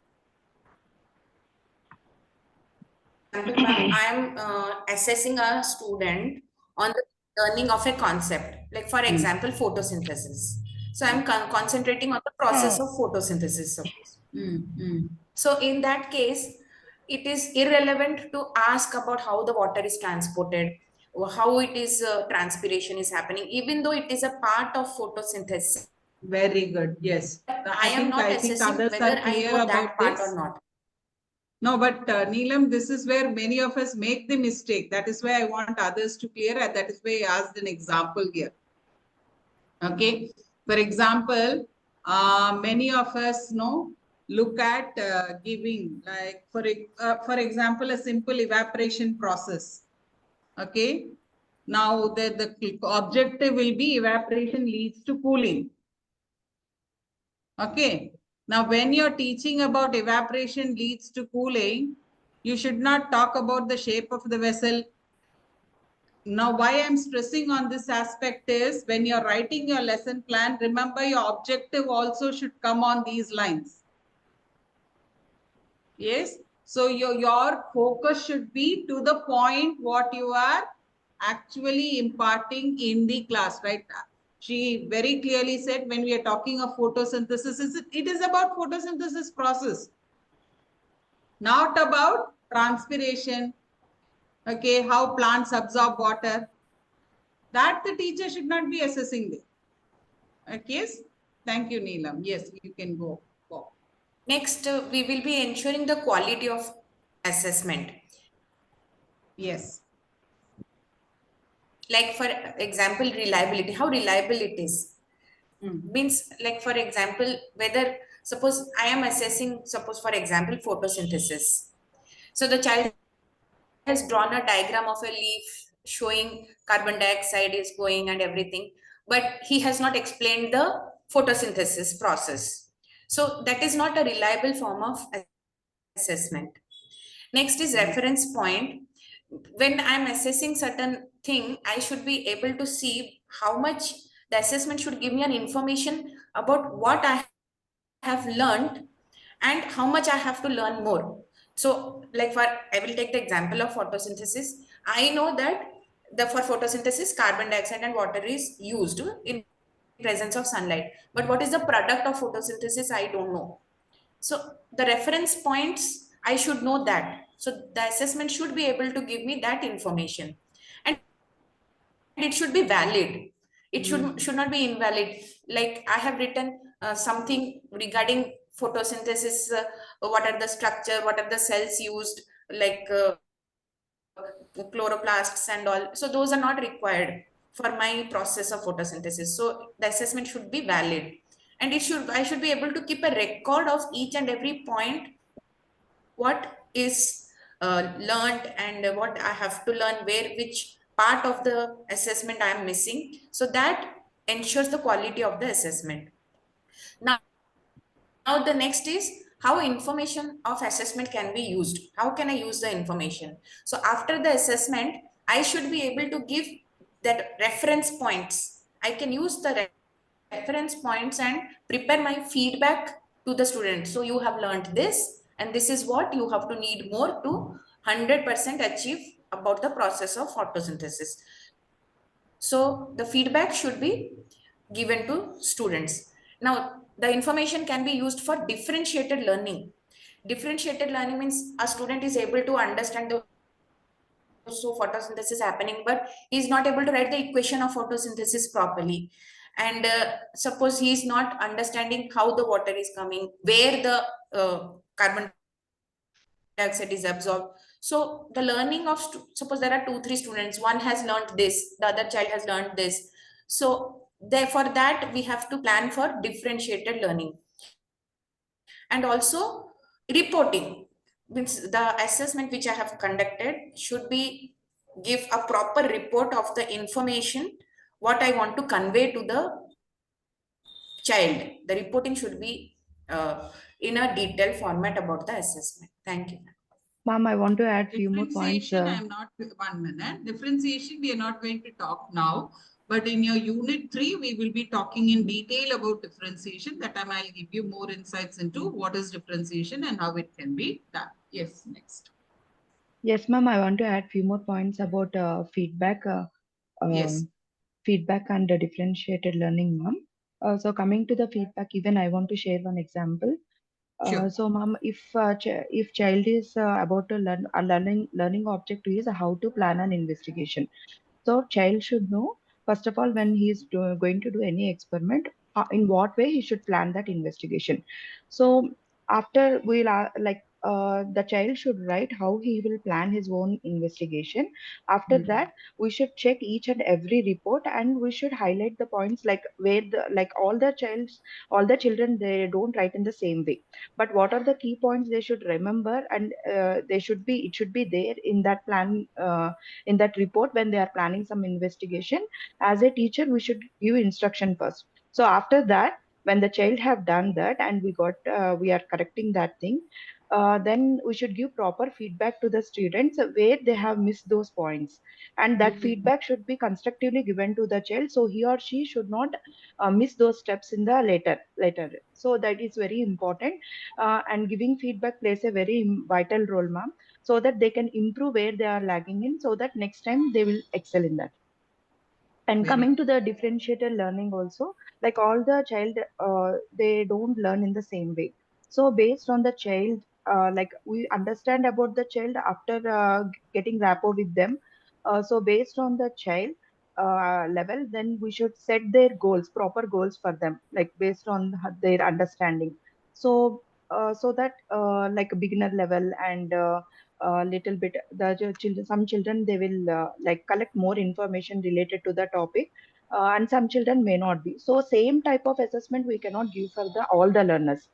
So based on the child, we should divide, and we should make them understand the concept properly. In that way, we can provide the differentiated learning. Yes, ma'am. Yes.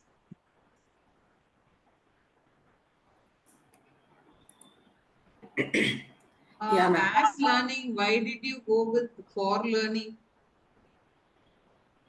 Your heading should be teacher's role in assessment as learning, right? Go down, your topic is as learning.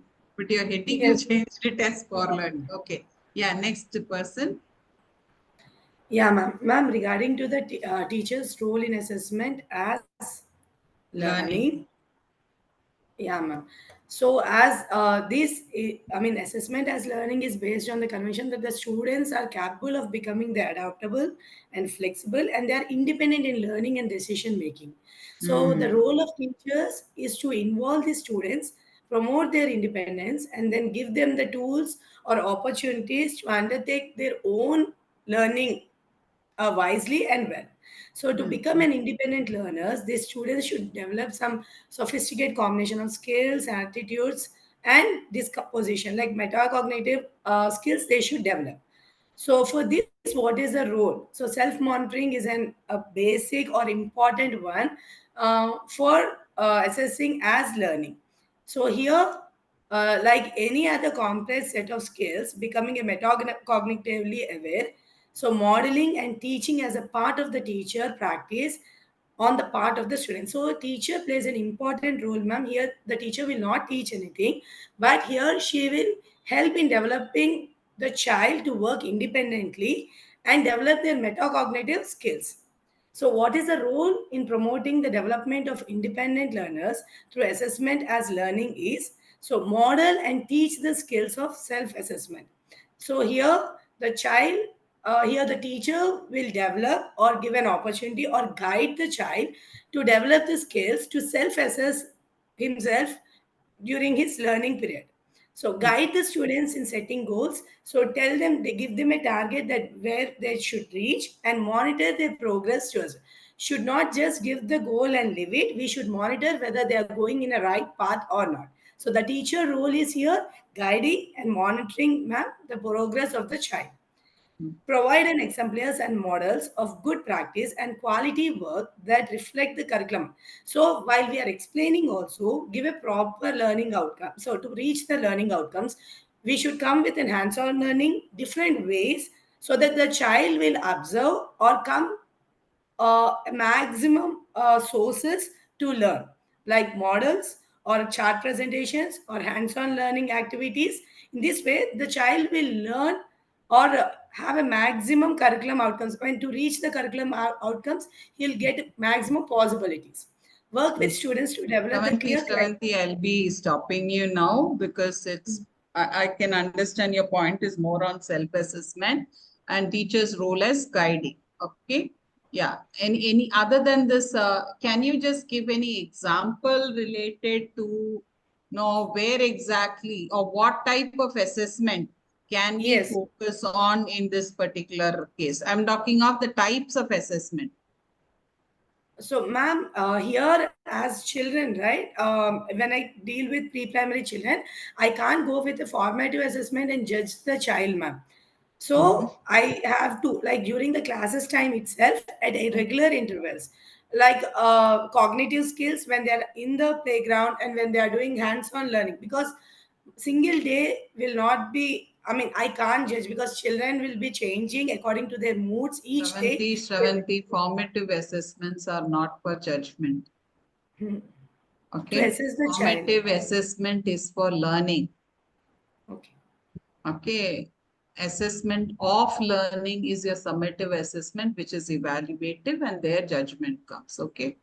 As and for assessment, as learning, assessment for learning, both are formative assessments. We'll come to that. Yes. That's why I'm asking you to make it fast. Yes. Okay. Yeah. Anything else you would like to add? Ma'am, like an example, like if students wants to improve in the handwriting or ability to write. So we need the students should be asked to write the names on the paper each day so that their fine motor grip will be increased. Apart from this, ma'am, they should be given some activities like clay molding, paper tearing, where really their fine motor skills will be improved, ma'am. Okay, very good. Identify the improvements, like we should give an opportunity for the improvement, ma'am. Yes. Yeah. From your group, anyone else? Yes, Another? ma'am. Yeah. Shall I? Yes, ma'am. Here I have Do taken make the. it fast now. Do make it fast. Yes, Yeah. ma'am. You An see, instead example of just a minute, instead of reading from the textbook, you can show this slide, but give an example. think others Sure, can ma'am. brief. I'll just give the major points and relate with the example, and I'll finish it soon. Yeah. And an example of assessment as learning. First of all, before assessment, we have to have few points in our mind. That is why why am I assessing? Why am I assessing is my concept is to develop the problem solving skills, and major point is to make them be advanced in their learning. If they are learning, if I take the example of the class, if they have learned something today what I have taught, and I want them to go deeper into the topic. So that is the concept, that is the point I have to put it in mind. And the second point, what should I assess? I should not, as you already said, the formative assessment or something, we should not judge. We should see how they are strategizing, how they are appreciating their work, how they are appreciating others' works, and how they are putting everything in an order. That we have to assess. And what method should I take it here is, we have to monitor how they are using the given opportunities. If I'm having a quiz kind of thing, I should see that how they are grabbing the opportunities, how they are actively participating, how they are passively participating. So that will lead me to take another level of class or another level of remedial for them. Next is how they articulate their efforts. This also comes under the same point, ma'am. And the last point is how they are sharing their reflections with the teacher and with each other also. That is also more important. After completing the topic, if they are sharing that, yes, I got the adjective, maybe I have to give you the adjective and all. So if they're doing that, through that also we can assess. And how can I ensure that the quality of the assessment is put up? So if they are using the right methods and strategies after completing the assessment and all, after giving the feedback, whether they are using the right methods of strategies, then I would say that during the self-assessment and all, to ensure the quality, we have to inculcate all these things. And how can I use this information from the assessment? Even as a teacher myself and my students also, we have to understand their point of view and we have to value their efforts. Then only I can assess them. How they are understanding the topic. This is how we will again go to which topic I have to reteach, which topic they have to get more learning in. And yeah, ma'am, we can use the pair work wherein we can, after all this formative assessment and all, as given in the example, that is excellent idea that we can pair up with one person who is very good in that topic, the other person who needs a support. If we can pair them up, what they will do is they will assess the person who is good at it will assess the other one. So by end of that topic or the lesson, both of them will be equal. So maybe that is a good idea that we could inculcate in the classes. Yeah, ma'am. That is So to sum it all up, I just want to say that like we have to focus on the word as learning, assessment as learning. So for example, if we are giving a fill in the blanks, we need to give the answers of the fill in the blanks where the assessment itself becomes a learning. For example, in a maths class, we can bring a rectangular box, a square box, and a sphere, and the students can measure them and say that opposite sides are equal in case of a rectangle, or all sides are equal in case of a square, and the diameters are equal in case of a circle. So the very learning happens with an assessment, that is assessment as learning. And it's different from for learning and off learning. Yes. And actually, this is the type of learning that NEP is also asking us to do, where we say quotes experiential method. That is nothing but making them learn by themselves. So actually, they are experimenting, failing, and then getting into the result. So no, I think Champa ma'am was the person who told this also, criterion-based referencing, okay, or criterion-based assessment comes mostly in assessment as learning. So it is more towards self-evaluation or self-assessment. And it's also at this particular type of process, when it's adopted in your class, your classroom after some time becomes metacognitively very active. Okay. Now let us go to the second group where it is assessment for learning. Assessment for learning. Yes, ma'am. So since assessment as learning, as you said, it is for the students to reflect on their own learning. So assessment for learning, it is a thing that for the teacher to understand, like it enables the teacher to identify where the students like knowledge is here and what they can do much more better and where the gaps of learning is arriving. So this is all done in the sorry, ma'am. Assessment for learning. Yes, ma'am. Assessment for learning. So the teacher plays a very important role, ma'am, because it is her own thing for the understanding where the student is lagging up. So for doing, for understanding the student where it is, so she has to make a little of plan. So it includes like aligning instructions with learning outcomes. As you said that are we giving proper instructions? We are just setting up the learning outcomes, but our instructions are really matching with the outcomes what we wanted from the student? Are we giving proper instructions? As you said in the evaporation thing, we are not directly jumping into the cycle. First, we have to explain about each level correctly and then interrelate to each of the topic so that they will understand the complete cycle of evaporation. So are we giving our instructions properly to the students? Very true. And identifying the learning needs, ma'am. So what is that comes under diagnostic. Okay. That comes under learning needs and all comes before. So that is diagnostic assessment. When we are talking of formative assessments, it's more towards understanding the learning and understanding the deficiencies in our teaching process. Yes, ma'am. As in the earlier session also, Chaitanya ma'am has highlighted that during the assessment, the child is able to write the answer conceptually. But when a question raised about the project based, he was not able to. Yes. So the assessment for learning is the ability of the teacher to understand where the student is actually lagging off.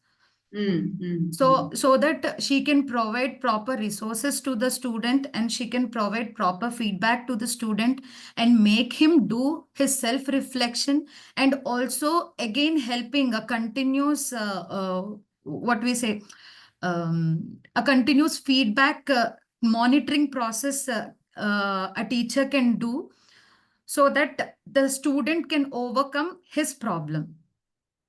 Yeah. Yes. Yes. So the teacher has all these plans so that she can do the assessment for learning properly, ma'am. So Tehseen ma'am will continue further.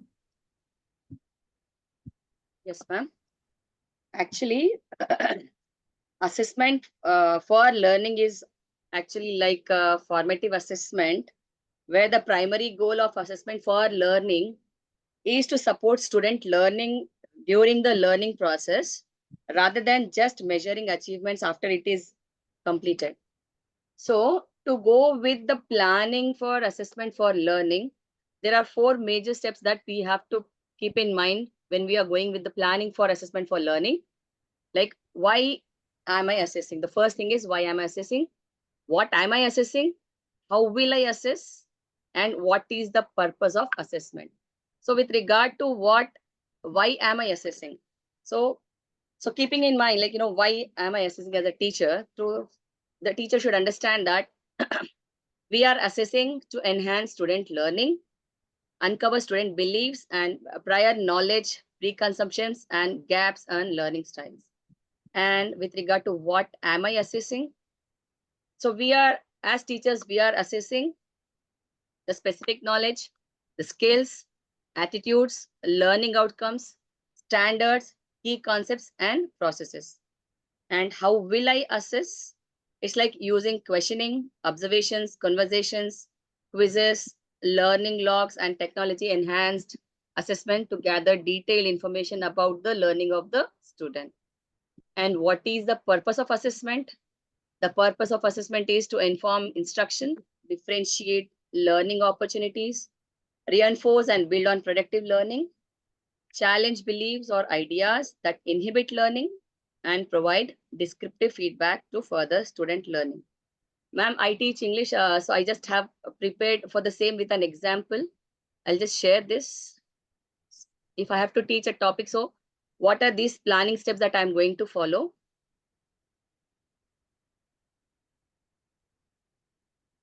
Ma'am, is my screen visible, ma'am? No. No? No. Just a minute, ma'am. Yeah, now it is.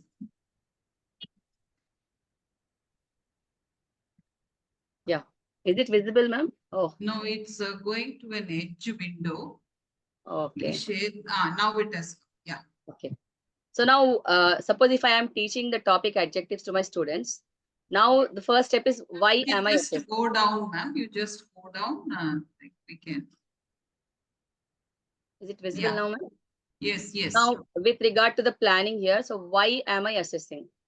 Suppose if I am teaching the topic adjective here, so I am assessing to evaluate. Ma'am. Just let us read because no, again it takes time. Okay. So yeah, another person can present. Just scroll down, ma'am. We will be reading it. No issues. Okay, ma'am. Yeah.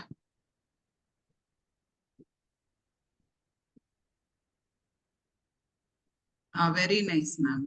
Could see that you have given the criteria for assessment also very clearly. Right. To ensure quality assessment process, what steps a teacher need to follow? Yeah.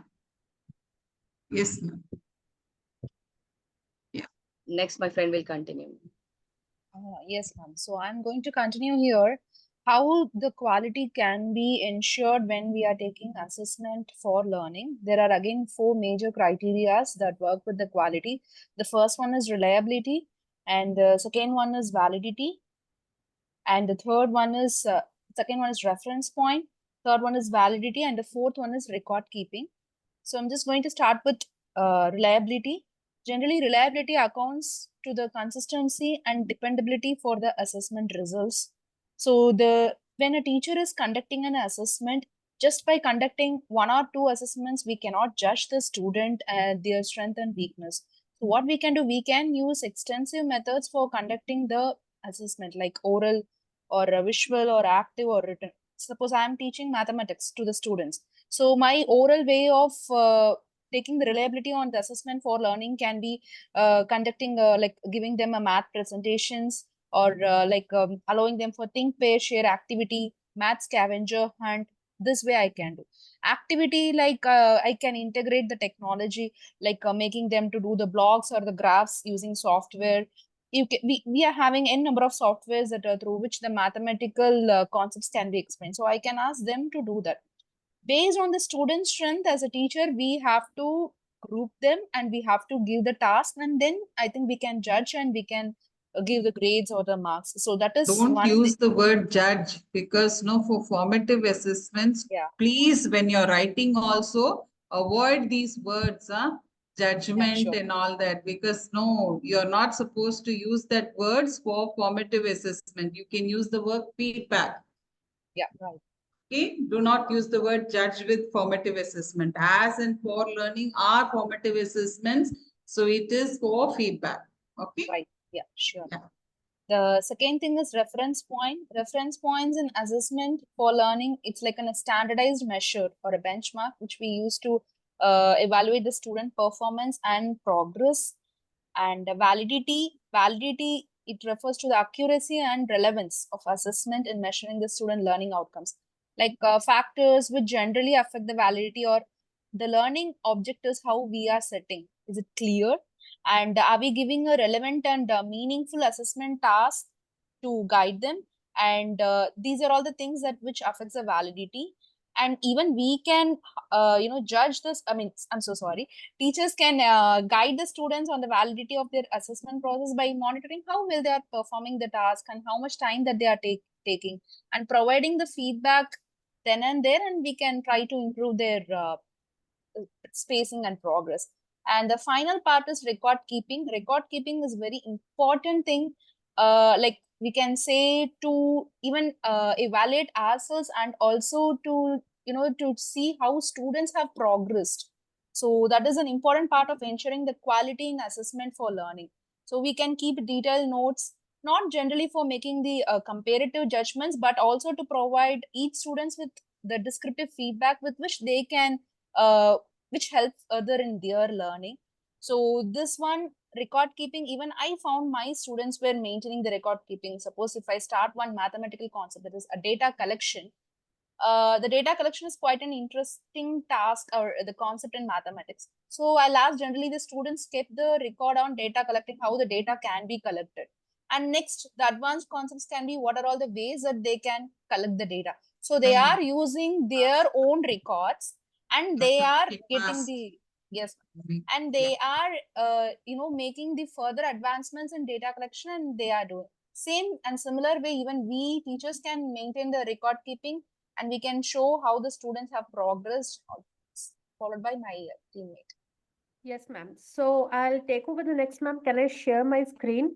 Yes, please. I'll just share my Let's screen, ma'am. just take it less time because Yeah, are you able to see, ma'am? yes, yes. So over here, my topic is feedback to students. Now, I would start with an example, ma'am. Like when I used to give feedback, my feedback would always contain scope for improvement. Good. Can do better. So many of the times I've seen the students were not able to understand. In fact, they used to ask the other students, why did ma'am give it? So I found actually my student asking the other students, that why, what do you think? So I was, as a teacher, I failed to give a proper feedback.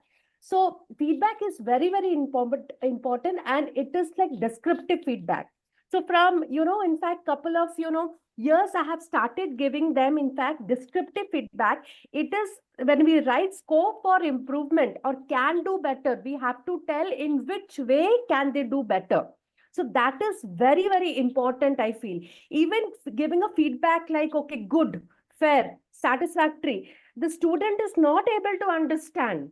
Generally we give the feedback. So what I feel, that descriptive feedback is very important. And we should avoid giving, like suppose the answer is wrong. The student again doesn't know why the answer is wrong. So after, in fact, giving the answers, or we have to discuss the answers, in detail in the class, so that the students are able to understand that, okay, why the student did not score well or what went wrong. So this is one. And we have to avoid giving evaluative feedback, which is like, we have to probably give them a descriptive as a brief comment, that which will help them to improve. The second thing, the next thing what I want is, ma'am, scaffolding techniques. So continuously we have to scaffold the children. We have to continuously help them to improve their learning. Okay, and then closing the gap prompts. So that is also very much important. And then depending upon the, the learner's requirement, like depending upon the learners, we have to change the teaching strategies, and also, we can enhance the learning. So, and then giving the feedback also must be quality in nature. I mean, it's not for the heck of giving feedback we give. Even giving grades also, sometimes we give them A, sometimes we give them B, but the students are not able to understand why did they score B, why didn't they get A. So we have to tell them why they didn't get A. So that parameters of rubrics also are very much important for the students to understand. The next what I have is the differentiating learning.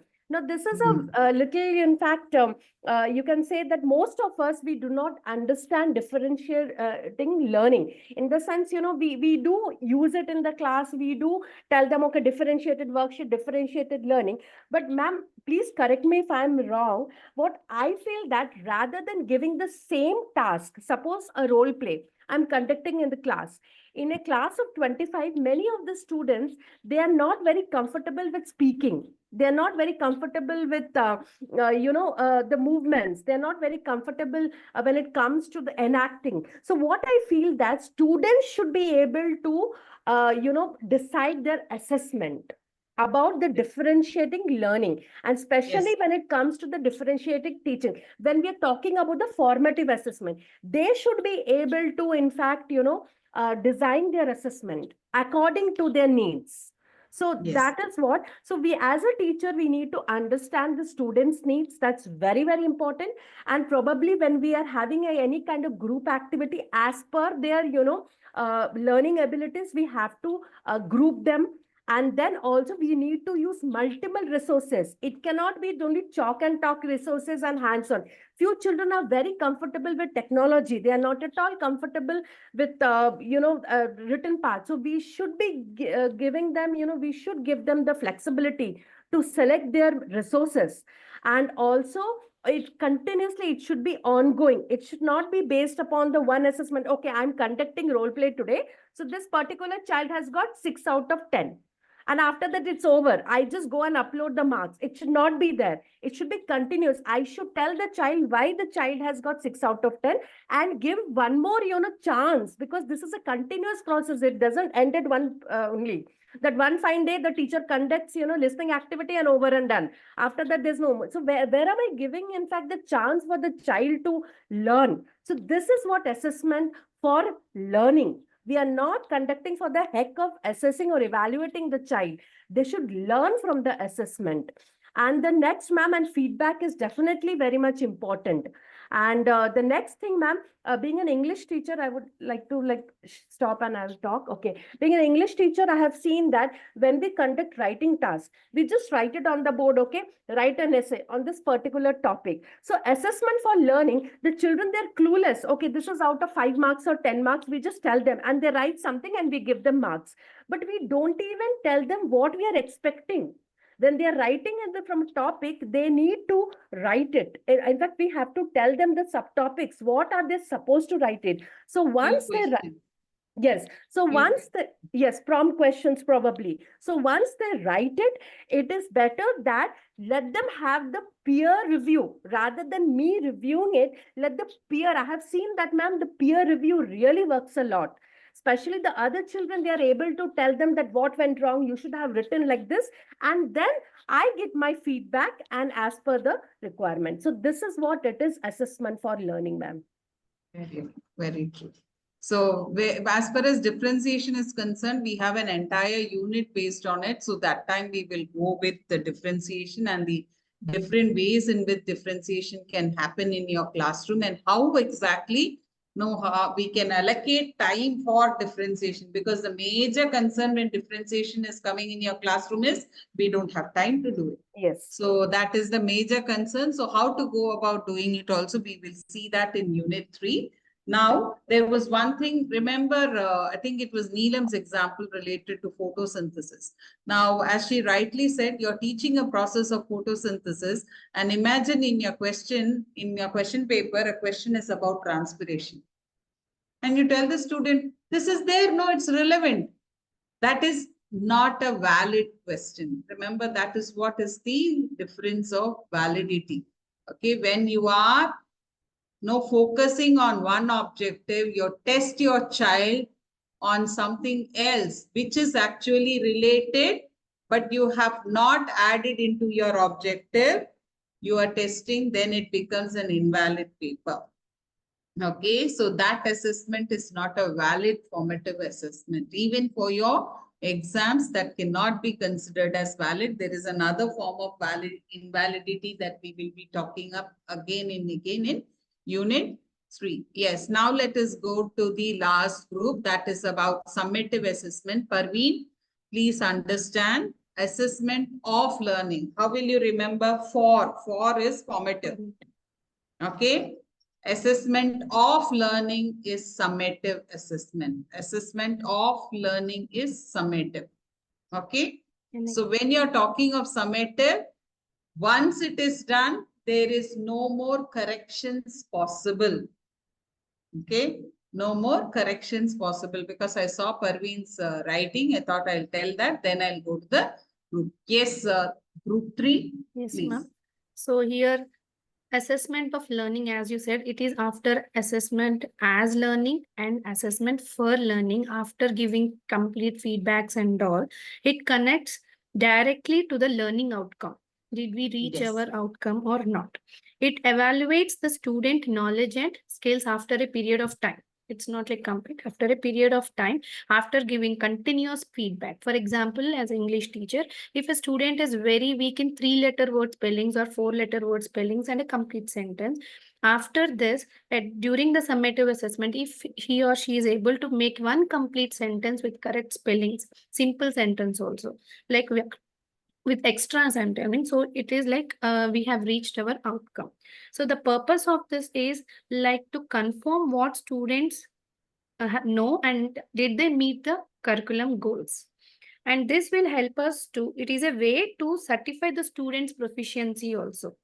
And also it will help as a teacher, it is it will help us to know the students' progress, and also it will help the parents to choose about their educations in future in careers, because this feedback or this proficiency certificate will help them to know about the children's skills and interest also, if they are interested in any specific topic and all.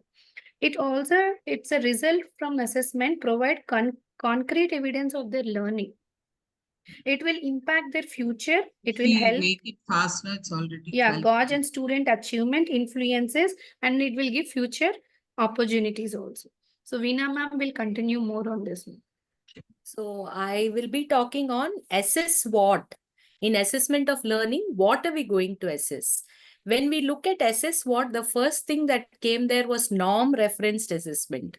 So a norm reference assessment, the purpose of it is to compare level of learning of the child to a norm group, to a particular group. And we are doing this basically for three things. One is to measure, one is to certify, and third is to report the level of learning. There are no corrective actions in norm referenced learning that happens. Ma'am, I just had a doubt here. Do the children appearing for these Olympiad tests, can they be considered as assessment of learning? Yes, assessment of learning. Of learning. After that, they don't have any correction, isn't it? Yes. They get a certificate. So Yes. it is summative. It is. So assessment of learning, that is an example. Now here, what are we going to assess if we want to know? First of all, we should know where it is required. This assessment of learning is required by teachers, then to give feedback, to give report the level of learning to parent and students. And then it is also used for university entrance exams and then employment. And these are the places where this assessment of learning is made use of.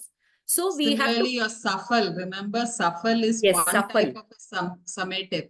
Checkpoints are one type of a summative assessment. Standardized, those are called standardized tests. Tests. Yes. So these are the standardized tests that we use. What are we doing here? We are collecting and interpreting the information about student accomplishments. That is, how they are able to apply the key concepts, knowledge, skills, and attitudes in a given scenario, how they are able to apply. So the example given in the text was about a teacher trying to test the survival skills of his students in a particular landscape.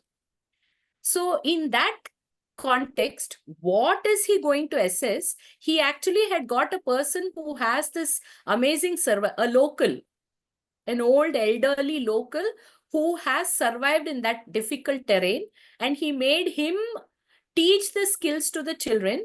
And what he was assessing here was how effectively the children are using the modern and the ancient, I mean the age-old survival skills, how they are using it for the survival.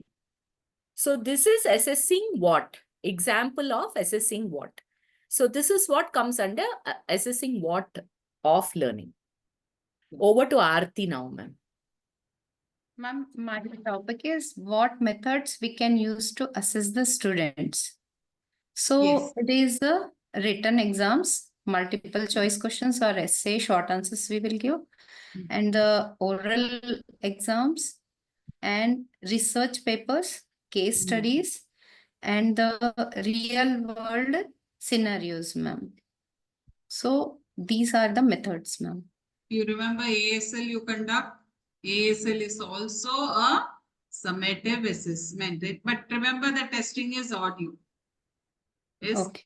Yes, audio, even your IELTS, it is listening and speaking. That Yes, also ma'am. is a In Hindi. summative assessment. Yes. Yes, ma'am. That's why I told oral exams, presentation. Okay.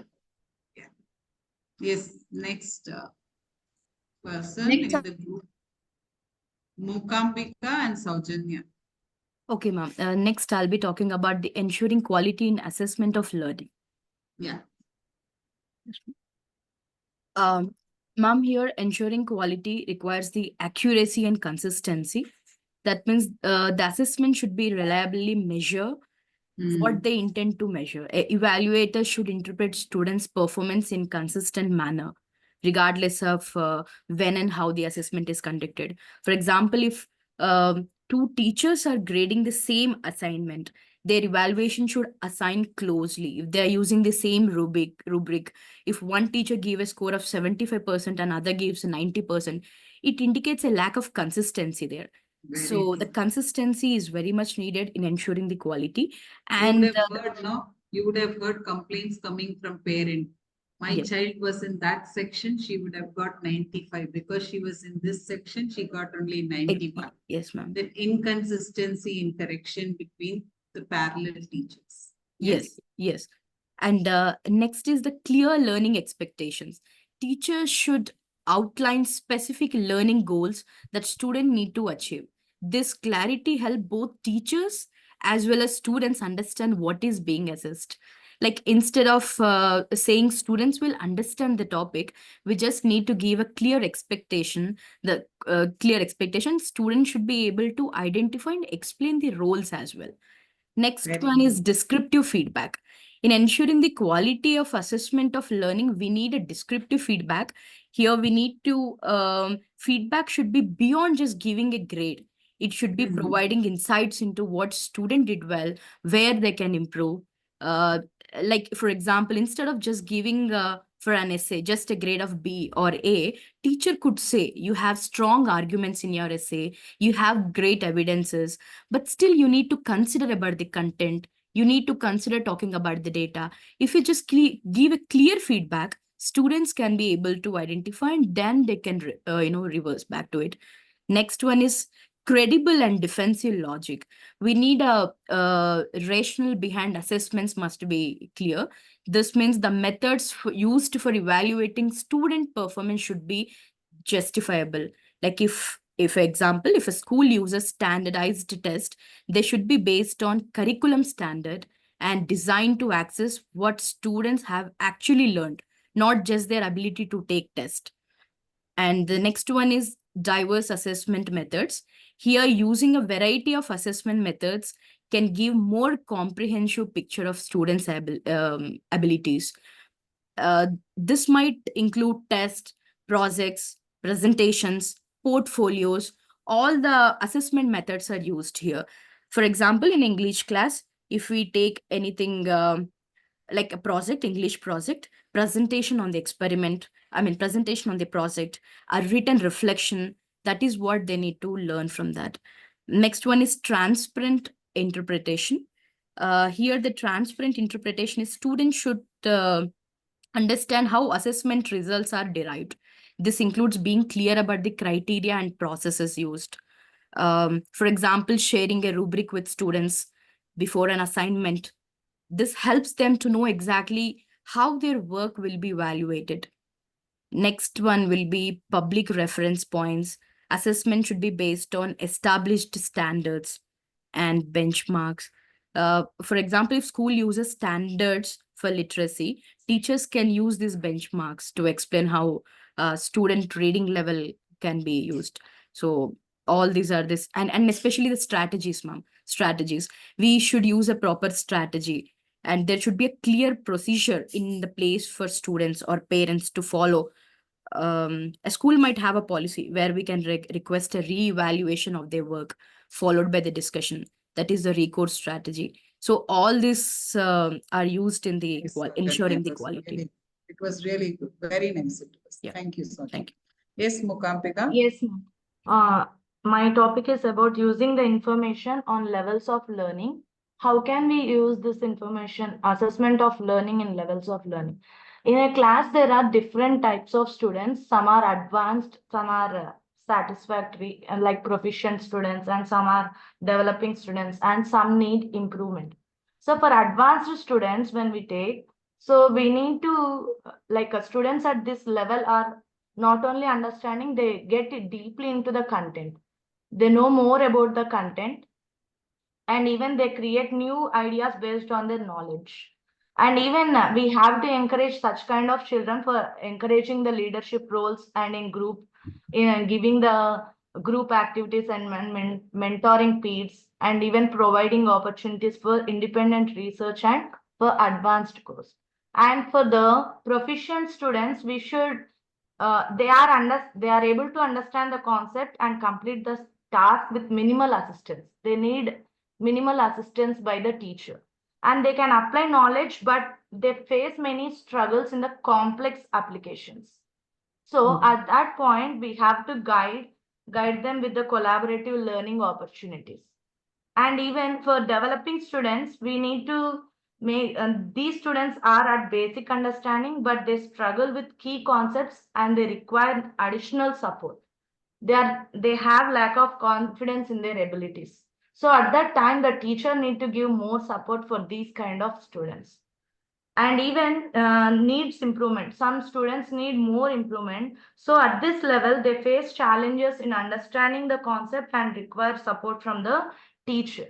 And even they may feel discouraged also, as they do not get marks. They may feel discouraged. So teacher need to give a proper assistance for that kind of children. And the next one is placement and promotion. So to determine the most prominent learning environment for students, we need to give the students at more advanced level. We need to give more supportive resources for them. And even for promotion, just not based on age, at what level the child is, based on the not only the grade level or the level of the based on the level of the performance of the children only, we should make the children to promote for the higher grades. Ma'am, am I going correct? Yes, I'm listening to you. Don't worry. Yeah. And the next one is levels of what are the 5 steps to be given: assessment and performance data and strengths of the children, and areas where they need to improve, and the parental involvement to be done. Very good. These are actually areas that actually address that are addressed by the summative assessments. So when we talk of summative assessments, 2 things that we have to remember is summative assessment outcomes actually help the teacher to understand the learner's needs from the previous level. Second thing, that level teachers, it gives an insight into which area that they have to focus for the next batch of students. Okay, so that is more important. But remember, the same students, they would have been at loss because they have not gained, they cannot do any changes. Yes, Manjari, you have a question. Ma'am, I have a question. Ma'am, I wanted to understand how fair is this assessment where a same grade student, is given 3 sets, set 1, set 2, set 3. Like generally, in fact, in the exam, CBSE they give, yeah. yes. So I wanted to understand because I have seen, one child gets a very easy set.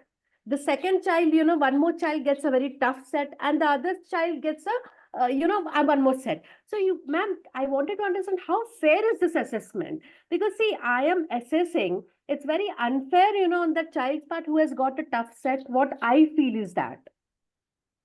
But I don't consider it in that way. See, the reason is when the question papers are made, it is made into like that. That is where reliability comes. See, it's based on the same content or the syllabus, but they have actually had different options or different sorting that was done. So they have actually considered the reliability in place, but maybe the child would have got something that was very known to him.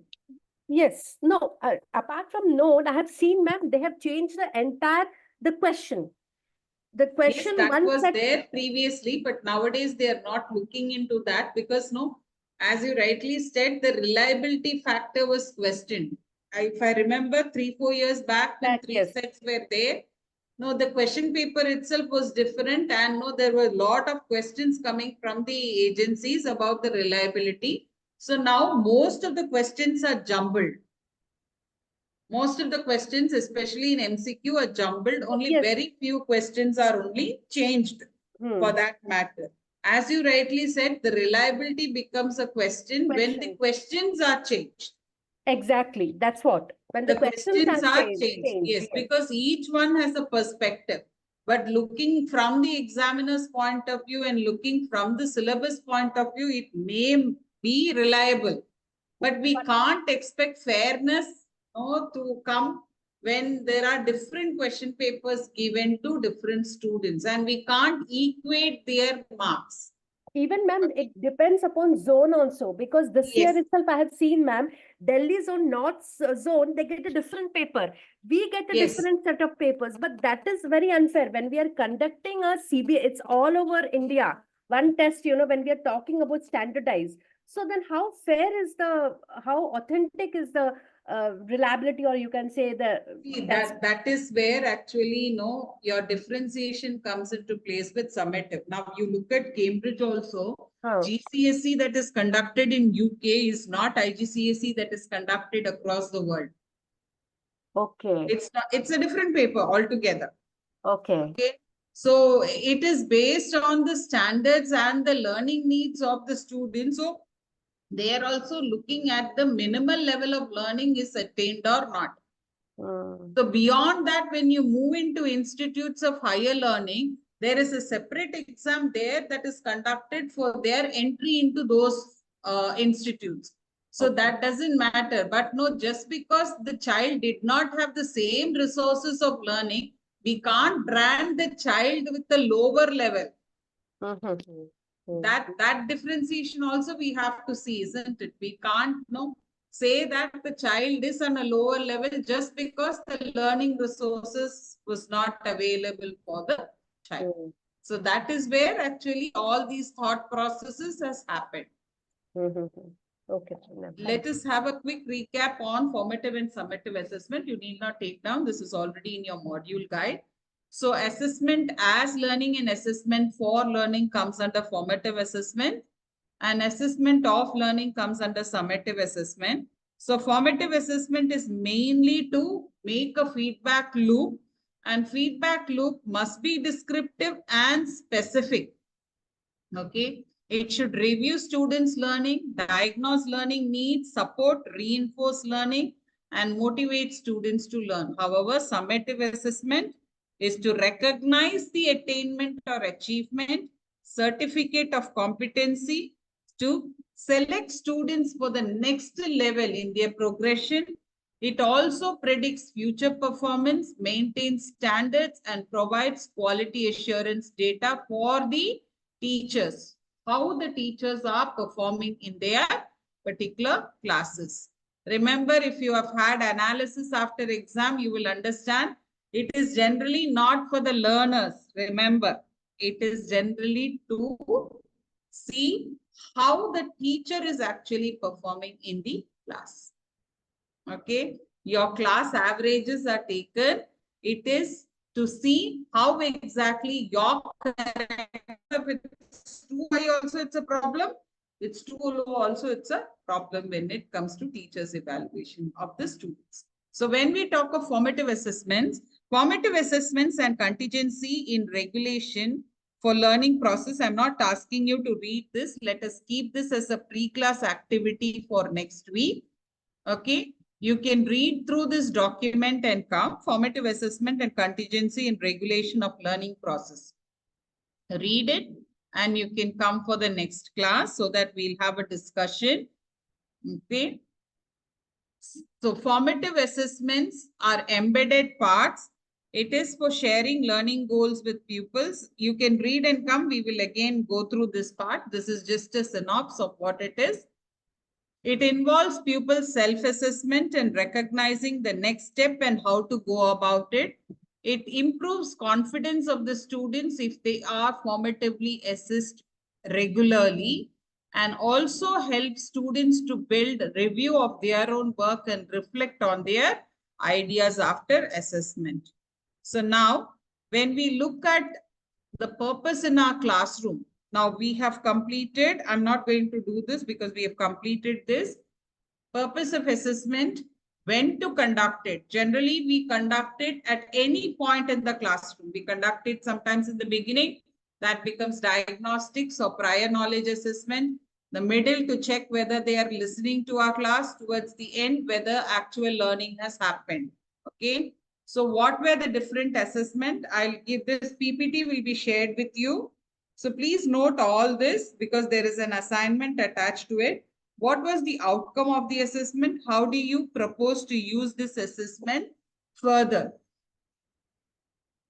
So for your next class, now remember these questions. Okay. Think about, observe a peer's class. Think about what were the features that made the class effective. Identify the key features that made the class effective. Why do you think these features made the class effective? You will be observing along with the assessment part of it. I'm not able to move it. Along with this assessment that is happening in the class. Now remember, when I'm telling about assessment, doesn't mean it always has to be a pen and paper. Oral questions, observing how the teacher is pinpointing students, who is talking, who is answering, who is not answering, who is listening to the class, okay, whose eyesight is somewhere else, who is looking in the book but not listening to the teacher. All this comes under assessment. Okay. So, and you will have to look at this part. What are the practices that makes the class effective? Why do you think those practices are effective? Okay. If you do this activity only, you will understand your unit 1 observation that you will be doing for an experienced teacher. So I request you to step in one of the classes and observe your peers teaching. Okay.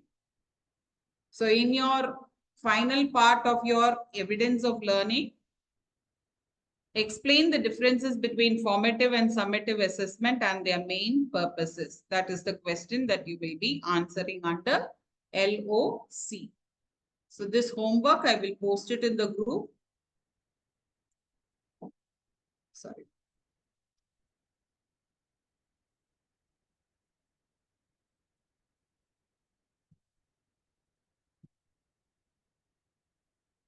Any questions anyone has? Can let us know. Ma'am, in our branches for the next week, we'll be having half-yearly exams. Okay. So we won't be able to observe any classes. The whole week will be half-yearly exams. Same with us too, ma'am. From For 10th also you have half yearly? Yes, ma'am. From Monday on. From Yeah, Monday Monday to onwards. 1st of October. Same thing with us. The All the revision 9 also. schools. No, Huh? revision is All done, the ma'am. 9 All schools the have the same. I can understand. My question is, do you have any revision classes? We will have revision classes in the afternoon, ma'am. We do have. ma'am, but revision classes. How they'll go How after revision break. classes? No, just look at how the revision is made effective. Even in revision assessment, formative assessments can happen, right? No, ma'am, from 9 to 12, we'll have half a day, half a day. Half You're day, saying. ma'am, only Half exam. day in senior 9:15 to 12:15 is 12:15, exam, yeah. ma'am. After that, they have lunch and then they go Lunch and back they'll home. go back home. They Yeah. go back home. Okay. Yeah, Those who ma'am. have can observe. Okay. Those who do not have, okay, we'll wait. Because no, before stepping in for actual observation, I wanted you to have an observation. So, okay, if you're not having, then your previous one you have, isn't it? You have visited your peers class. So based on that, you'll think about the key features, write and come. But read this document, formative assessment and contingency. We'll have the first discussion on that document and then only move forward. Yes. Then we will be discussing about the key features of an effective class. Yes. Yeah. Any questions anyone has? It's already, sorry, today it's late. Yes, Neela. Neela. Ma'am, as you said, we can write this based on our. Yes, ma'am. Ma'am, can you hear me? Yeah. Yeah. Can we write this peer observation or based on our previous observation, ma'am? Yes, you can write based on your previous observation. Yes. Yeah. So if there are no other questions, I think already Shilpa has shared the feedback form. Please do fill your feedback form. Yes, Kushi? Yes. Ma'am, just log in. Yes, Just Kushi. help me out in logging to the portal. Yeah, I'll do that. I'll do that. Others, if you've completed, you can leave. And Yeah, ma'am. Thank you, ma'am. thank you. Ma'am, if you can once again show, because even I was absent in the last class, if you can just show. Now you can see, problem is now I will not be able to show. Okay, okay. Okay, you can check the video. Fine, And ma'am. again, we will be having a session for the upload of your documents and all that. That time I can. Kushi, what was the email ID that you have given? Roshan.mba2000, ma'am. Those who have completed can leave.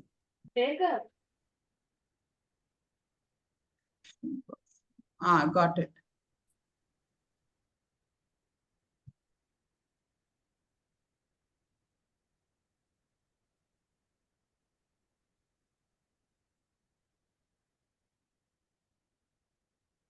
Ma'am, if we have any problem, we may contact you, ma'am.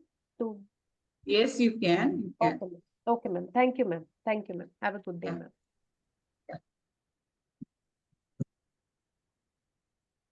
Thank you, ma'am. Yeah.